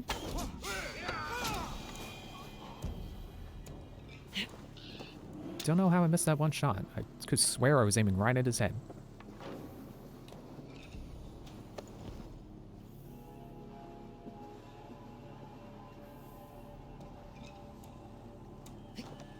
It also kind of reminds me of, like, there have been... I think of games as being ones guilty of doing this, but I'm sure it happens in other mediums, where, like, they'll make fun of a trope. Yeah, it's definitely happened in other mediums, because now that I think about it, the Velma show has done it. Where they'll make fun of a trope, but then instead of subverting up expectations and then, you know, skirting the trope, they just play it straight. So they're not really... They act like they're more clever than the trope, but then they just do the trope. Which the first thing I think of when it comes to that is, like... I think it was Duke Nukem Forever, where they would have, like, a puzzle and be like, oh, spinning valves as a puzzle. What is this, a puzzle game from the 90s? But then they would just still make you do the puzzle. So it's not really parody, it's just making you aware of the trope that they're doing, that they're still going to make you do. Whereas, like, at least to my understanding, the successful way to parody something like that would be like, spinning valves to open a door, and then you don't have to spin the valves to open the door. You would just, like, blow up the valves and then climb through the hole you made. You wouldn't have to spin the valves.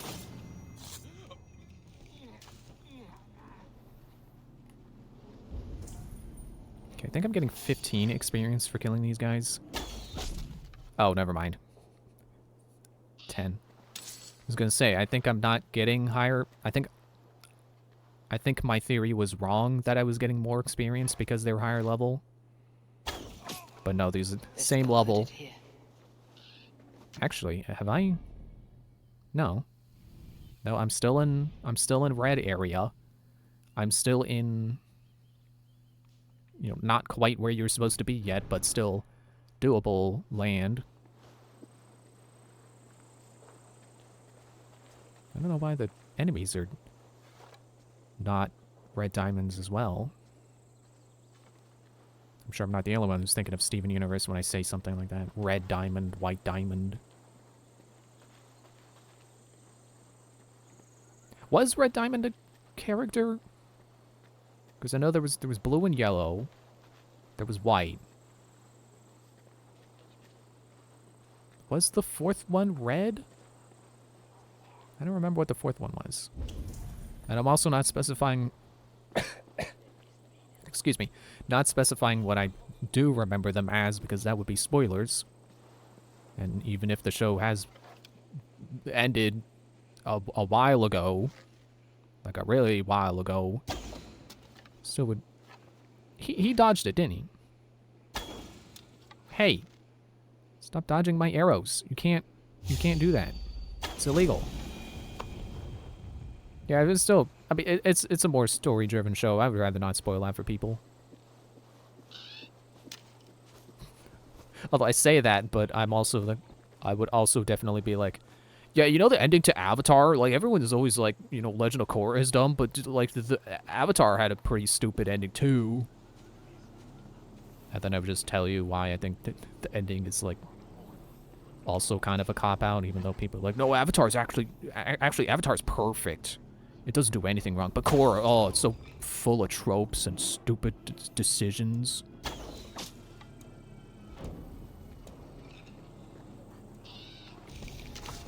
It's just one of those things that makes me mad that I probably shouldn't even waste brain energy on, or mental energy if I want to sound more like a person who knows what they're talking about. brain energy. Is he just... Okay. I guess it forgot to load the climbing off the ladder animation.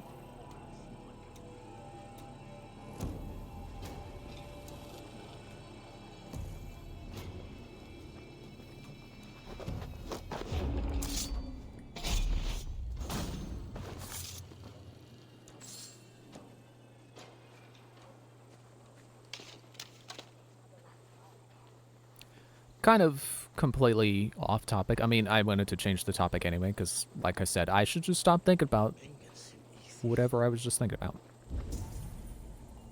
I'm in a Tony Hawk mood. I want to play another Tony Hawk game. Part of the problem with that is, my Splatoon playlist that I was using to avoid, you know, copyright issues of playing a Tony Hawk game with the built-in soundtrack playing, which is full of copyrighted songs that I would probably not be able to play on Twitch. Yeah, my Splatoon playlist keeps losing songs because the uploaders keep getting, I guess, I don't know if the video's taken down or the whole channel's deleted, but the videos keep being delisted from my playlist. So I think right now I have Splatoon 2 song or Splatoon 1 and 2 songs, but I don't have 3 in there anymore. It's annoying getting the songs back in there because I don't have the entire soundtracks in the playlist, just the ones that I thought were fitting to listen to while skateboarding. So it's when suddenly all the songs I picked are pulled out of the playlist, it's like, oh shoot, I don't remember which ones were in there. So I pretty much have to listen to a playlist of the Splatoon soundtrack again and go through and be like, okay, which ones do I want? Okay, that one fits. That one fits. That one, I don't know about that one. I'll skip that one. Like, I can't just... I don't have them memorized. I don't remember what their titles were or anything. And it's not like I can just... Because I think for the most part, I just do the battle music. But I also have some, like... some of the story mission songs in there. Like, I know... what is it called? Seep and Destroy from Splatoon 1 is in there. Because it's just a funny sounding song and I like how it sounds. I just noticed my chat display in OBS does not say welcome to the chat. I don't know if it just stopped doing that or if it just never logged me into my chat, so hopefully I have not been missing chat this whole time.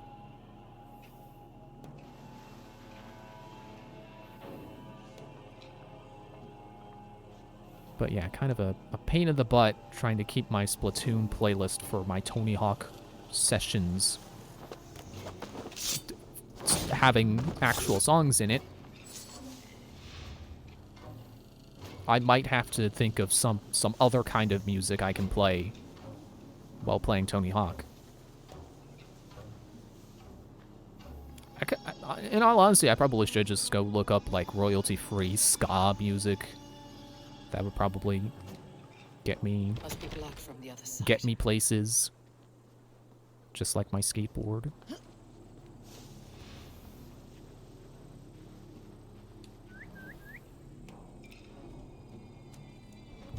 now can I get just one of them? Looks like I did. But I don't really know if I want to have just royalty-free music playing. That doesn't sound as fun as Splatoon music.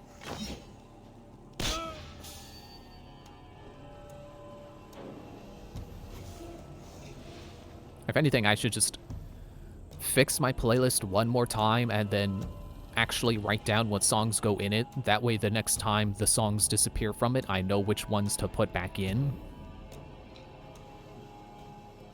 But that relies on me wanting to go through the playlists again, the soundtracks. And right now I'm feeling, no, I don't really want to sit there and listen to a whole game soundtrack and figure out which ones would be fitting for skateboarding and which ones would not.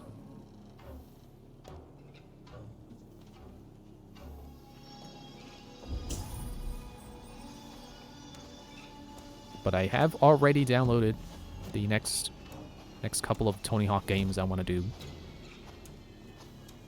Now that I think about it, so the first one I did, if you didn't know, was Tony Hawk's Underground.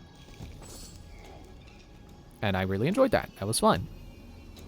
I don't know if I want to do anything older than that. What? I'm in the grass. Cheater.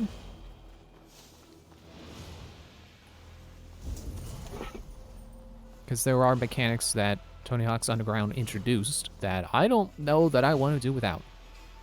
I'd also, I did unlock one of the, what's the word? Legacy levels. Is that the word for, like, when they bring back levels from old games and put them into new games? Won't be gentle if I they played one spot of me. those that they have in Tony Hawk's Underground, and I think the level design in the Underground sub-series, I assume Underground would technically be a sub-series because there's 2 games, at least 2 games in it. So, oh, come on. No bell for you. No bell. Here's your prize for no bell. Dying. That is your no bell prize. If anything, I should get a prize for having no bells rung. Excuse me. So yeah, now that I think about it, if I want to play through a whole Tony Hawk game, I could, and not have to wait till I have free stream time to do it. I could just pick one of the Pro Skater games. I'd probably pick Pro Skater 3 just to see if the level design, since that's closer to Underground, maybe the level design would be better. Because I think the level I played that was in Underground was from, like, Pro Skater 1. And obviously, if you're starting with, like, the 5th game in a series, it's going to feel vastly different from the first one. So, not a good idea. I mean, not like it's a terrible idea, just like, at the least, not a good idea to compare them. Being like, oh, well, which one's better, objectively, in all ways? Like, obviously, well, okay, it's not always the case that the newest one is going to be the best one. But I feel like video games have a pretty good track record of always having the newest one be, like, at least the most fleshed out one. You'd have to be a pretty bad developer to make your new game objectively worse than the old ones.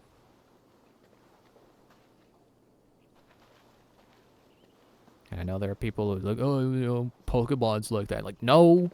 Not Pokemon. No. And also not Animal Crossing. I know people feel that way about New Horizons as well. And no.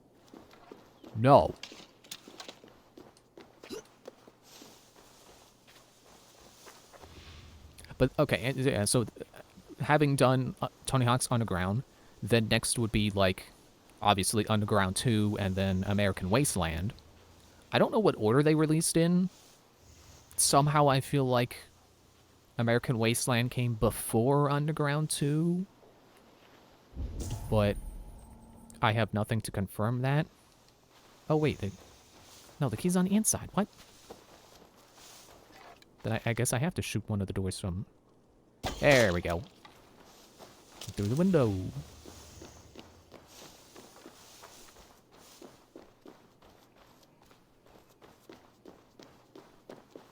Jet, need to get on the other side. Wait, which door did I open?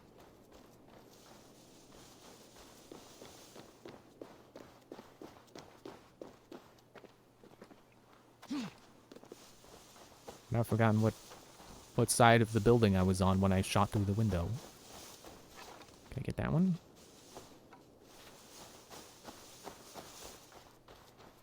So I was here. Don't tell me that door was on the inside. It does not lead inside, it's just... The other side must be barred. I think that's the case. I think whatever door I shot was not a door that will let me in. Dang.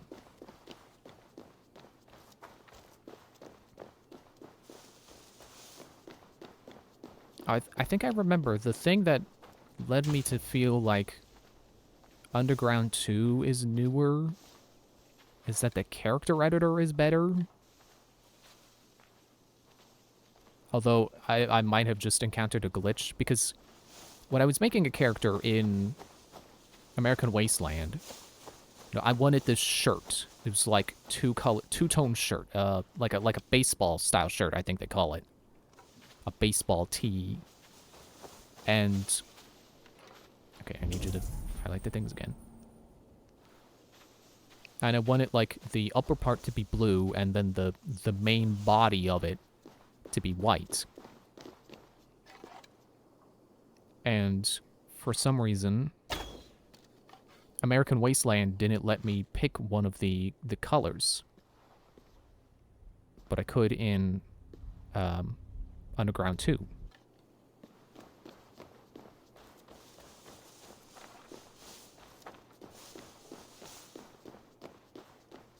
But I probably just encountered some kind of bug with the color selector. Did I not actually hit the door? Okay, well, I can... Yeah, I can see in. There's a wall there. Is this maybe on the other side of the wall?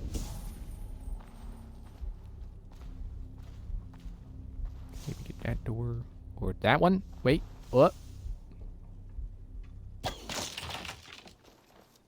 I got flashbacks to Dishonored. Shooting doors open through windows. That should be this door. Yeah, there we go. Now I'm inside. Except for that door.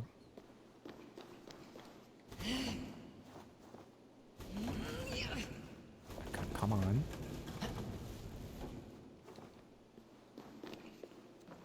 Yeah, I'm sure no one's gonna care, but like, I feel kind of obligated to make my custom character the same character I had when doing Underground 1.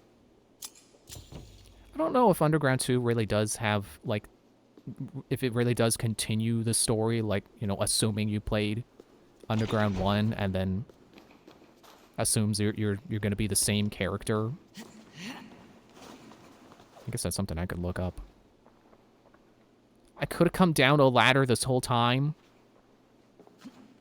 Let's see.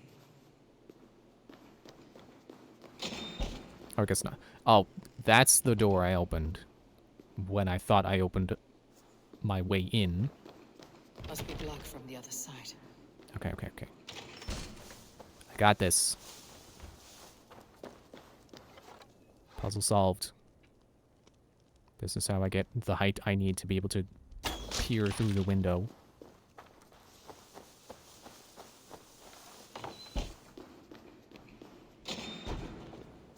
But yeah, right now I want to do a new character for doing a Tony Hawk game.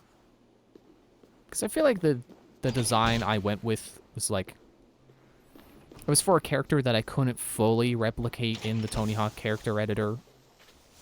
Oh, there's people in the cages. Well, I better let them out.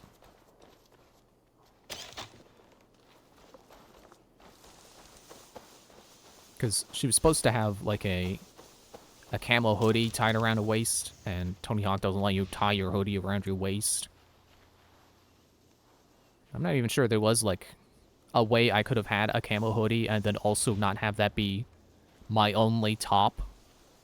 Like, you know, I would have also accepted, like, having camo hoodie, but then like it's unzipped and then you could see the like the baseball tee underneath. But I don't even think they let you do unzipped hoodie. I think if you have a hoodie on, it's gonna be zipped. Yeah, I'm just not gonna worry about collecting that wealth. Wait, where is it anyway? I was in that tower? Oh, well. If it's that easy.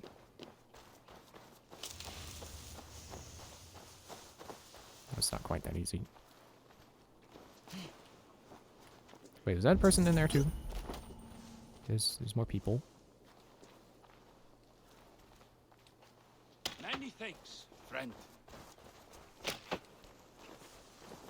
I don't know why I feel silly about explaining this, but I'm gonna explain it anyway because it's the complete train of thought. I might as well explain it. I got nothing else to say. Wait, what? Door up here is also locked? What?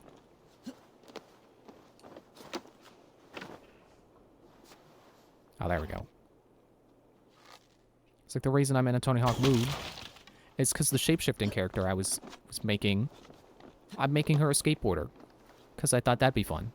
A skateboarder who can shapeshift. Imagine the kind of tricks they can pull off. So I was making the shapeshifter character in the Tony Hawk character editors. And I feel like she came out better in the Underground 2 engine than she did in American Wasteland. Actually, no, wait. I think I am thinking of that backwards. Because I think I made her in Underground 2 first, and then American Wasteland? Because I remember in one of them I had used... No, I'm thinking... Because I also made her in Underground 1, which is what I was playing earlier before I started streaming. Which is why I'm thinking of... And I haven't even said it yet, so I'll fill you in on the train... My absolute mess of a train of thought. Oh, wait, I can go under there. Ah, I gotta scratch my eye.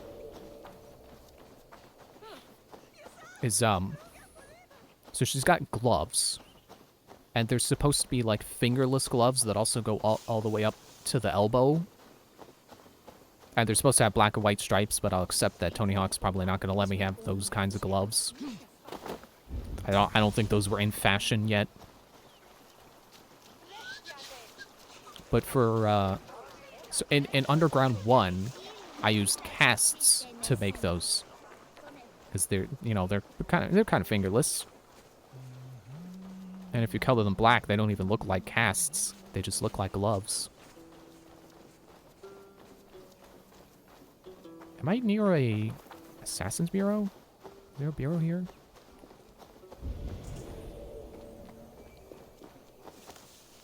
Oh, well, there's equipment. That could be a bureau.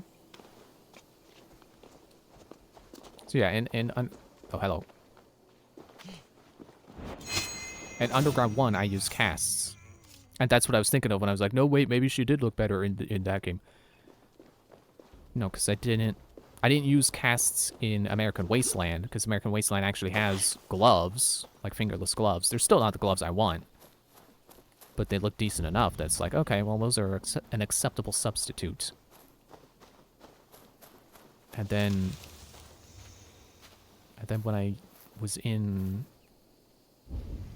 working in Underground 2, I forget what I did for the gloves, actually. Excuse me. But I did something different. I remember that much. I think I did casts again. No, wait, I remember. There was casts, and then there was a glove selection below casts that also looked decent, like close enough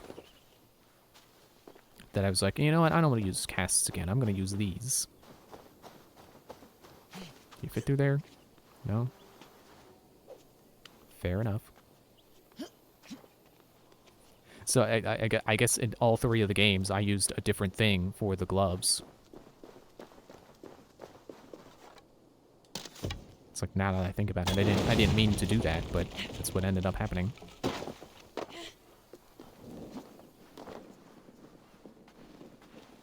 Where to now? Just this way?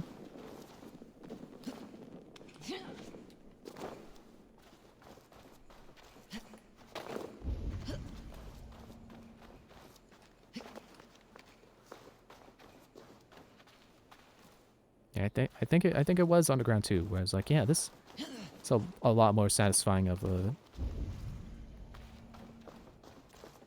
I was gonna say design, and I guess that's not quite true. Oh, I thought I saw this symbol. It's like, oh, I did find a bureau. I guess it could still be. Oh. It's like, oh, does this guy have a note? No. Just dead guy money. And there's no door through the window to shoot to open.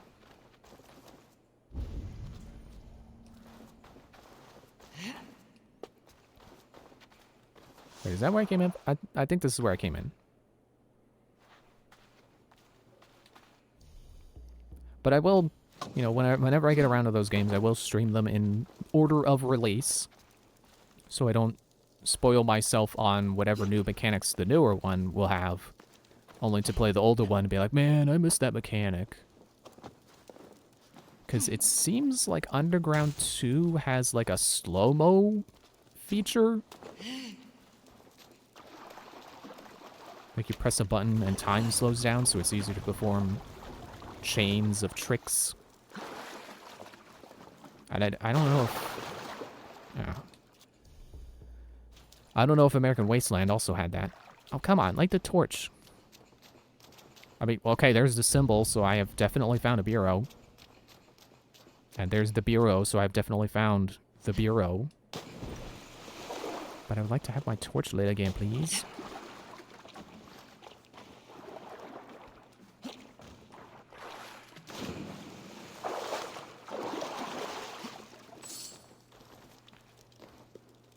Jammed. Need to get on the other side.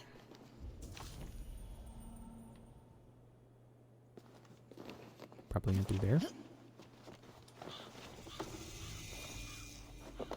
I thought I was already in the bureau. Alright. I guess now officially I'm in the bureau.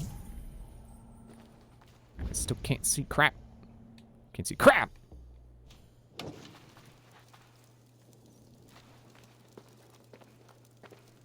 Let me guess. Barred 2. Locked. The only way in is water. Is water.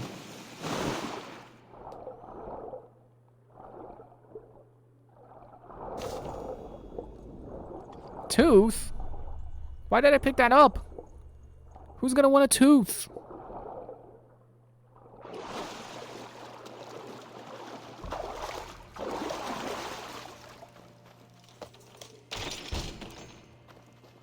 Still can't really see. There's one chest.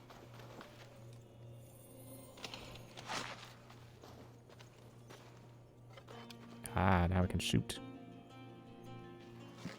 Excuse me. Oh, one thing was, I think it was Underground 2, doesn't let you change details like your stance, or whether or not you Mongo. So it might be the... Actually, it's still hard to say. Because I could totally see it as being a thing where they decided that those settings weren't important, and then, you know, people didn't like that, and then in the next game they added them back. Or if it's the opposite case where they continue to have them in the next game, but then in the third game they decided that they weren't important and took them away. Here we go. Yes, got the hood.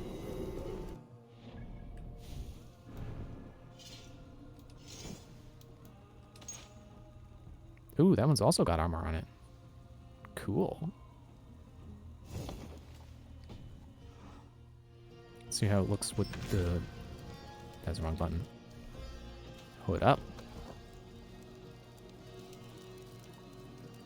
Not bad. At the very least, I might end up changing my cosmetics to be the cloak. If I don't end up finding the full set before I beat the game. There's a key. I guess I still haven't found the whatchamacallit page. Codex page. There's another note.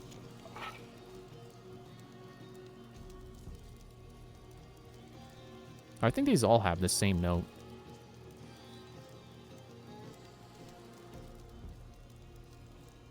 Yeah, I remember reading that part. With the departure of the last Imperial legions from this island a decade ago, the tribes and clans native to this island have moved swiftly to fill the vacuum. Yeah, that sounds about right. Sounds like what I've read before. There's the Codex page. So this is telling a story, but I don't have the complete story, so I'm not gonna read them all yet. Okay, where is that key used? Where do I use this rake?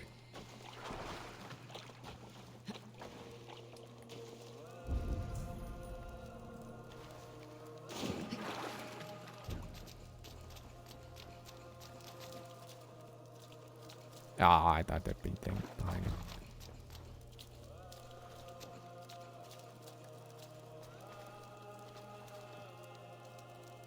There is additional treasure. Probably gotta climb through the... Wait, is there one on this side?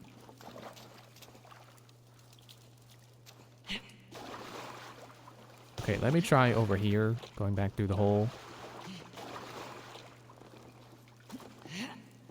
Going back through whatever you call this, the kind of balcony. That's not really a balcony, because there's no way to get to it from the other side. Nope, no door. Underwater, maybe?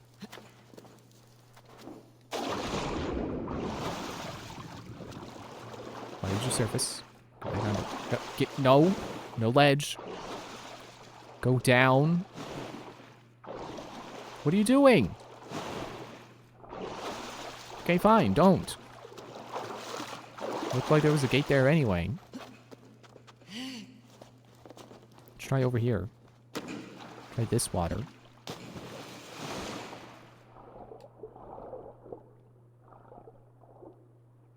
Yeah, seems about right.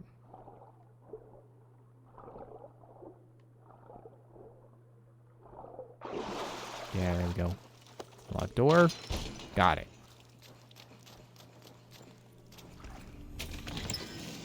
Nickel.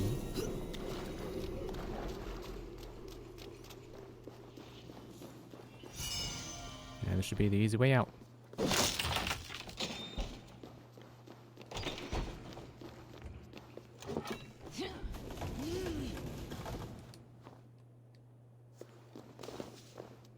Still can't see crap.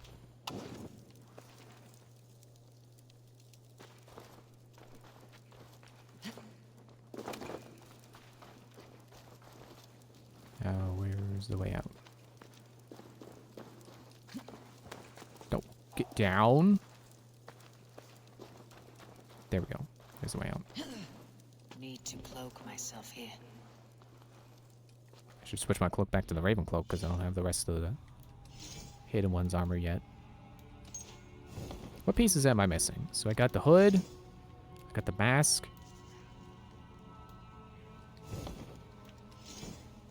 I think I got the gloves. Yeah, Hidden One's gloves.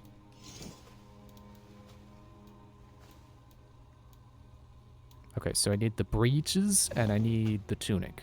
So 2 more pieces. Oh, I got enough material to level something up. Except leather. I need 7 more leather. You know what? I will wait.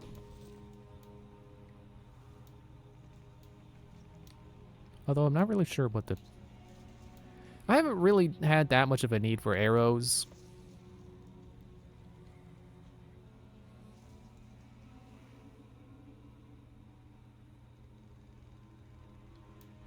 I'll think about it.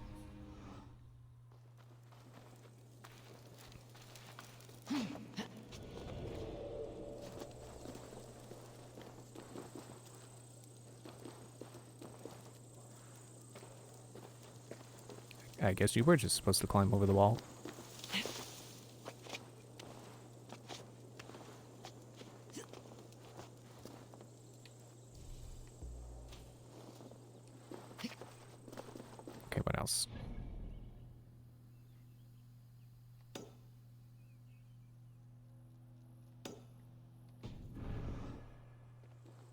Which one's closer?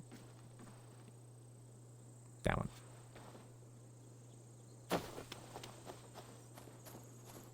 Yeah, you know, so going back to the topic of, you know, skateboard games, and me making my shapeshifter character in one of them, I'm surprised that there, at least to my knowledge, has not been a skateboarding game in the vein of a Tony Hawk game where you have superpowers. Like any kind of superpowers. Like, that'd be cool. Having, like, a double jump to be able to, you know, jump farther across gaps. You know, I'm imagining, like, you do a rail grind, and then you double jump to hit the next rail and continue your rail grinding. That'd be cool. Maybe, like, be able to shrink down in size so you could slip under something. So, you know, you don't have to worry about, oh, look, here comes a car, and then you just slip right under it.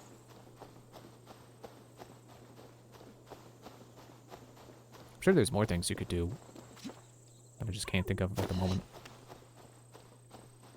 Plus, I've never really been good at fleshing things out, so someone other than me would definitely be better at coming up with more ideas for how superpowers could be used while skateboarding. I'm definitely gonna think on it, because again, I got my own character who is in need of those ideas. I will try my best to, you know, flesh out the idea. Even if I just said I'm not good at it. You know, you gotta do things you're not good at so you can get good at them. You're not gonna get good at them by not doing them.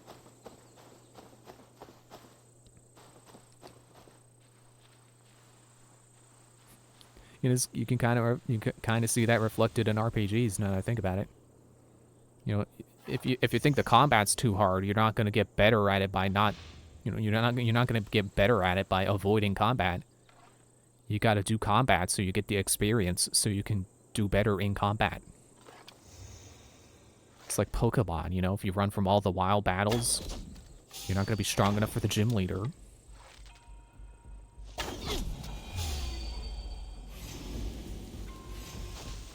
I don't get why that guy didn't see me as soon as the other guy saw me. Like, why did it take the other guy dying for him to be like, oh, hey, there's a guy in the bush?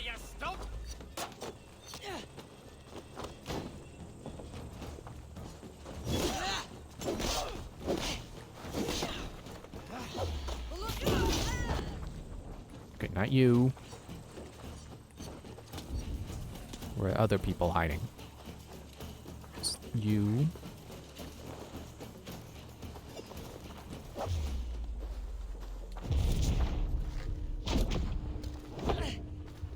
Ow. What's this? Oh.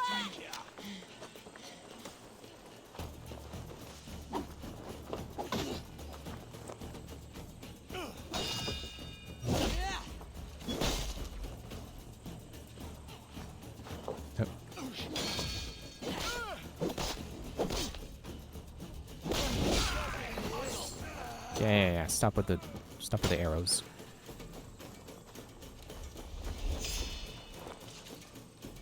I thought they died for a moment. No, they're just another one of those runaway guys. Except they're not labeled as a skirmisher. They just are.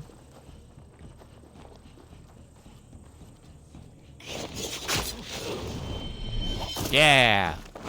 That works like I thought it did. Press down and you pull them straight towards you and then they die. I don't know if he only died because he was low on health, but he did die. Did I avenge you? I've seen Did you die here? bandits strike and flee like lightning. This scene reminds So me now of they're that 3. vividly. Now I'm really starting to think that these are not based on who killed the player. Maybe they are just random. Like, hey, this person died in this area.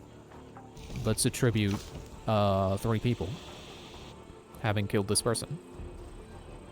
I just feel like because I'm in Essex specifically, because it's recommended level 160, that it did give me 3 as opposed to the 2 I was getting in Scent.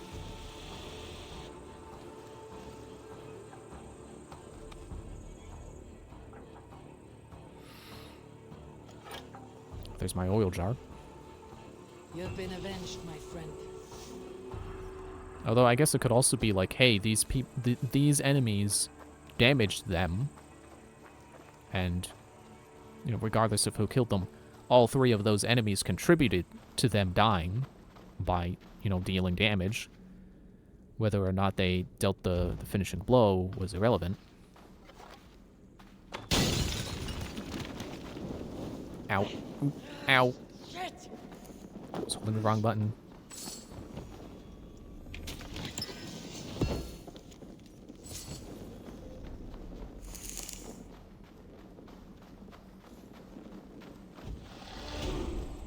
Oh, I leveled up again.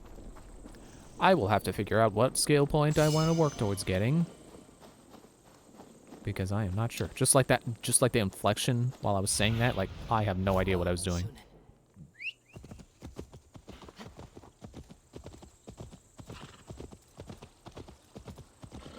400. No, don't mind if I do. I wanted to say don't mind if I already did, but I haven't. I indeed have not yet did.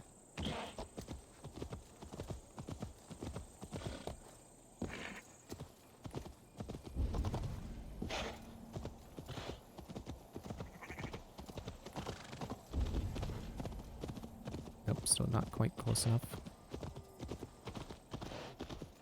And there's a drinking challenge too. Equipment, ooh. Put the bow away.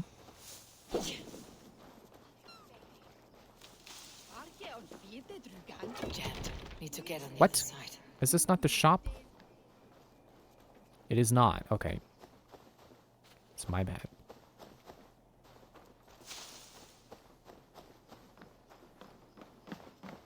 What can I get for you? This could Yeah, be now they're very selling nickel. useful. That's not a nickel though. It's not 5 cents.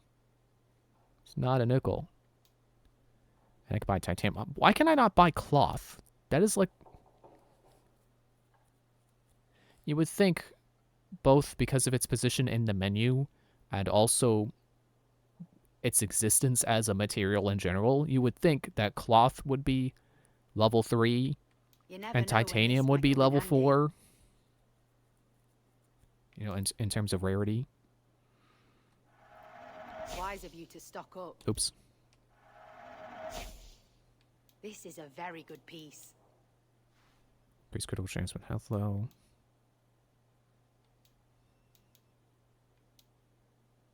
You would look very striking with this. I can buy entire trees. She says I would look very striking in that. In the tree. Here's savage hair and fancy hair. I think I already have those. Short hair. I think that was also default. Or maybe not, because it lets me buy the blonde option. I'm going to pass on that. So, all my trinkets. Happy to take this off your hands. Wow, about 600 silver worth in All done. trinkets. I'll see you later, friend. Also got a stable. Let's check out what horses they got.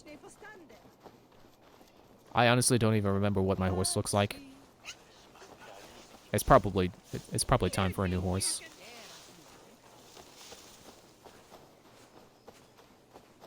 Maybe I'll switch my Raven back to the blue one. It's farther away than I realized.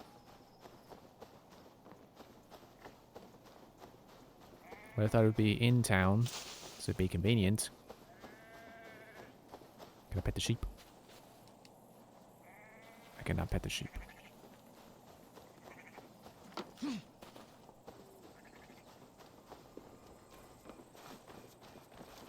Get off this tank fence. Hello and welcome. Yeah, there are a lot of horses available now.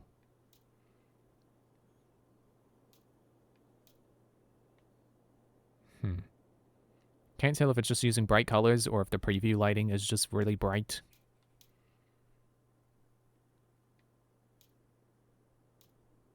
Could be both. So I guess it's white and gray. And Savage, which I've had available for a while. See, I don't think the stable stock rotates. I think it just progressively adds more to it. Because I've had like 5, I guess 4 technically, plus, you know, 5 counting starting, but 4 options available to buy, like for a long time, or you know, at least the 3, and then this one is new that I'm seeing right now. Okay, this is current horse, Palmer's. Do I like any of these horses? Because I should just give up hope of finding a unicorn. I don't think that's gonna happen. I think I have to pay real world money to get a unicorn.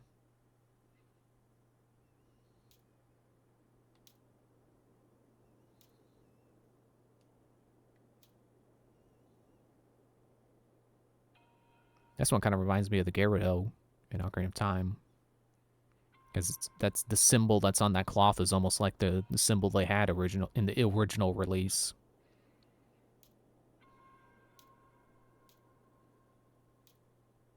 But I think I like the saddle on this one better. I got 2,000 silver. Might as well treat myself to a new horse.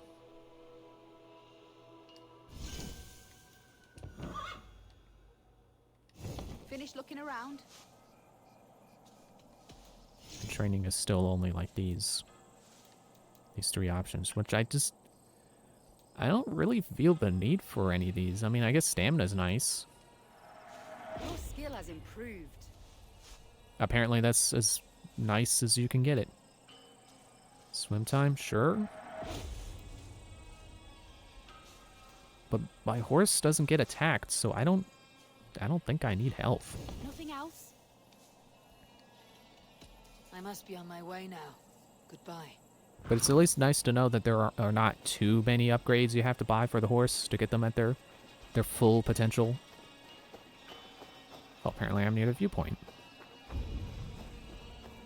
Did not mean to come to that, but I just... in chasing wealth, I ended up near it anyway. Kind of funny that worked out.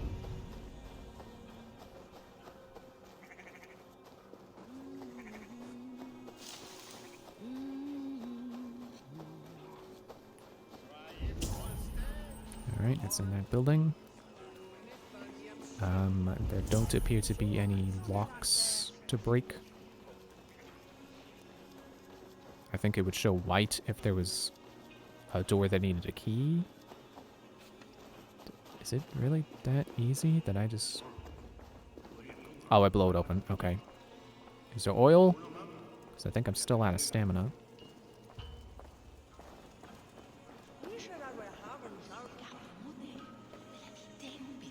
Oh, is this a path house?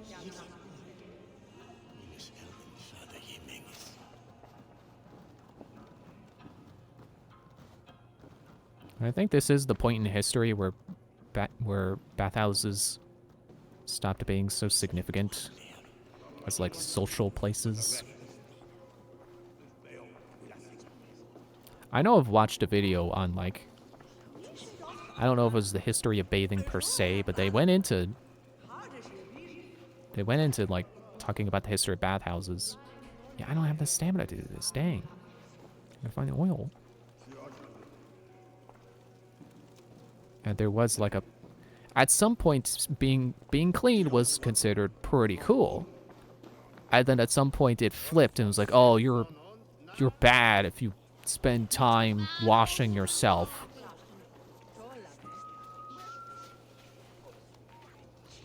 Which is weird that happens. That sometimes something that was considered cool... Well, okay, I can't phrase it like that because then it's like, well, you know, trends happen. But I would not consider bathing a trend. I would consider it, you know, hygiene. You know, kind of a human need.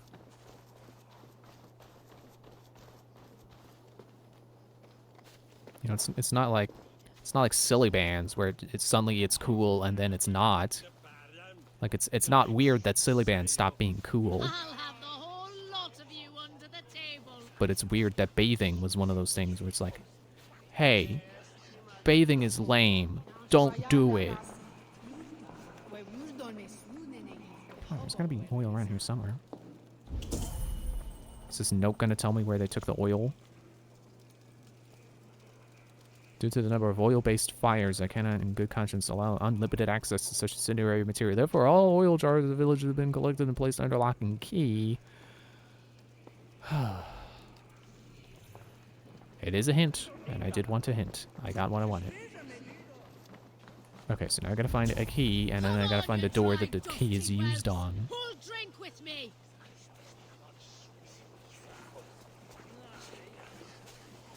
Or, alternatively, I can just get into combat and, you know, build up adrenaline. And then just blow it open with a bomb arrow.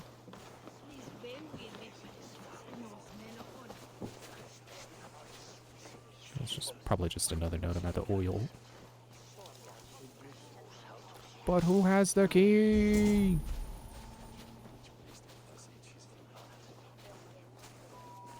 I don't see anyone with a key. There was that wealth over there. Well, it's a closed door. It's not locked with a key. But it is a door I can get open if I shoot it.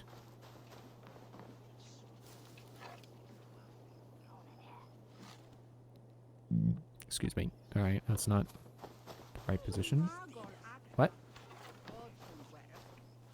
Maybe up there? Oh, maybe I can come in from the roof.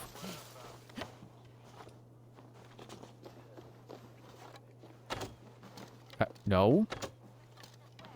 And not no as in no, question mark? Why didn't it... That's not how you do it. It was no as in no. I know you're supposed to open.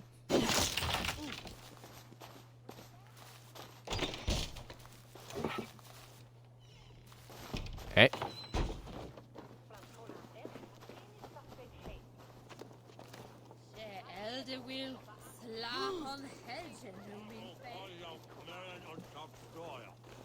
I've a thirst. Who'll come help me slake it? You know, still thinking about that. The thing about bathing. How it was considered good, and then it was considered bad, and now it's considered good again. And should stay that way.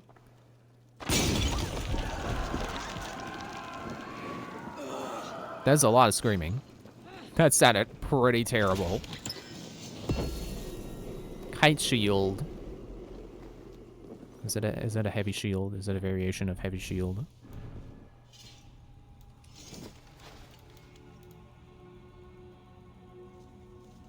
Yeah, it's heavy.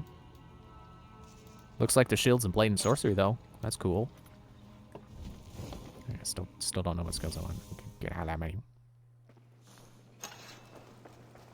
Yeah, it just... The bathing thing reminds me of, like, cultural differences. And how, like... You know, one culture might consider something good, but then another might consider it not appealing. And it just makes me think, like, you know, you just gotta do what's good for you. Don't worry about what everyone else is saying, because it's all relative. You know, cultural differences are a thing. Differences through time.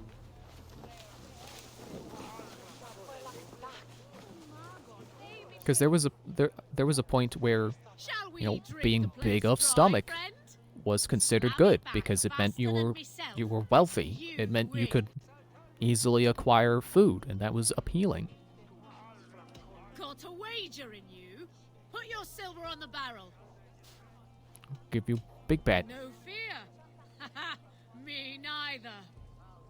And I never remember right away which button I press when the circle reaches the circle, when the ring reaches the circle. Going chalices again. Chalice challenge.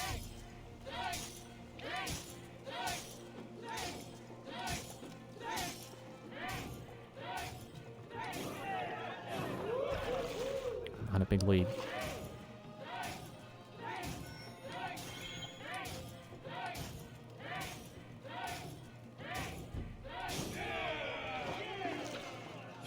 I just noticed we have 6 chalices to do.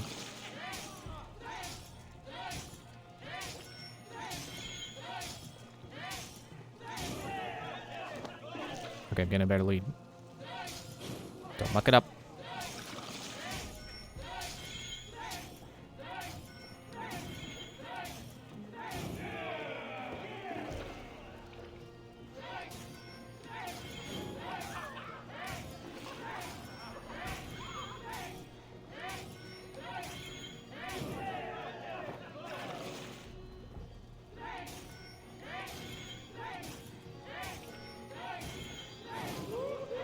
It's getting really blurry.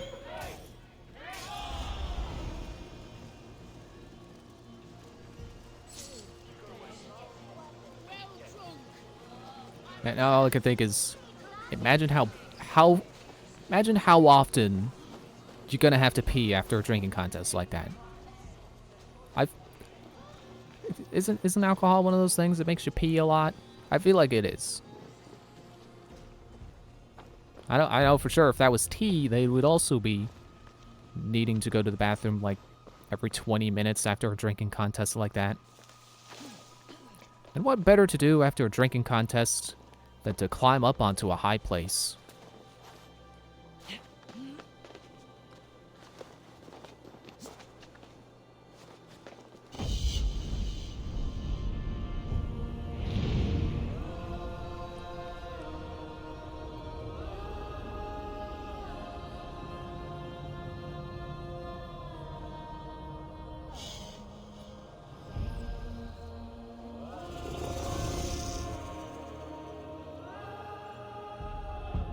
Oh, I didn't know this game let you, if you stayed up here long enough, you get to see all the glowing icons.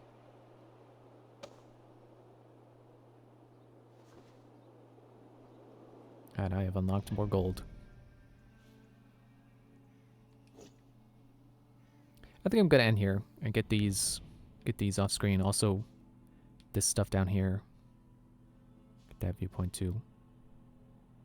Right, there's 2 raids in cent. Must be worth more than a cent then if it's got 2 raids. Must be at least worth $1. Alright, that's it. See ya.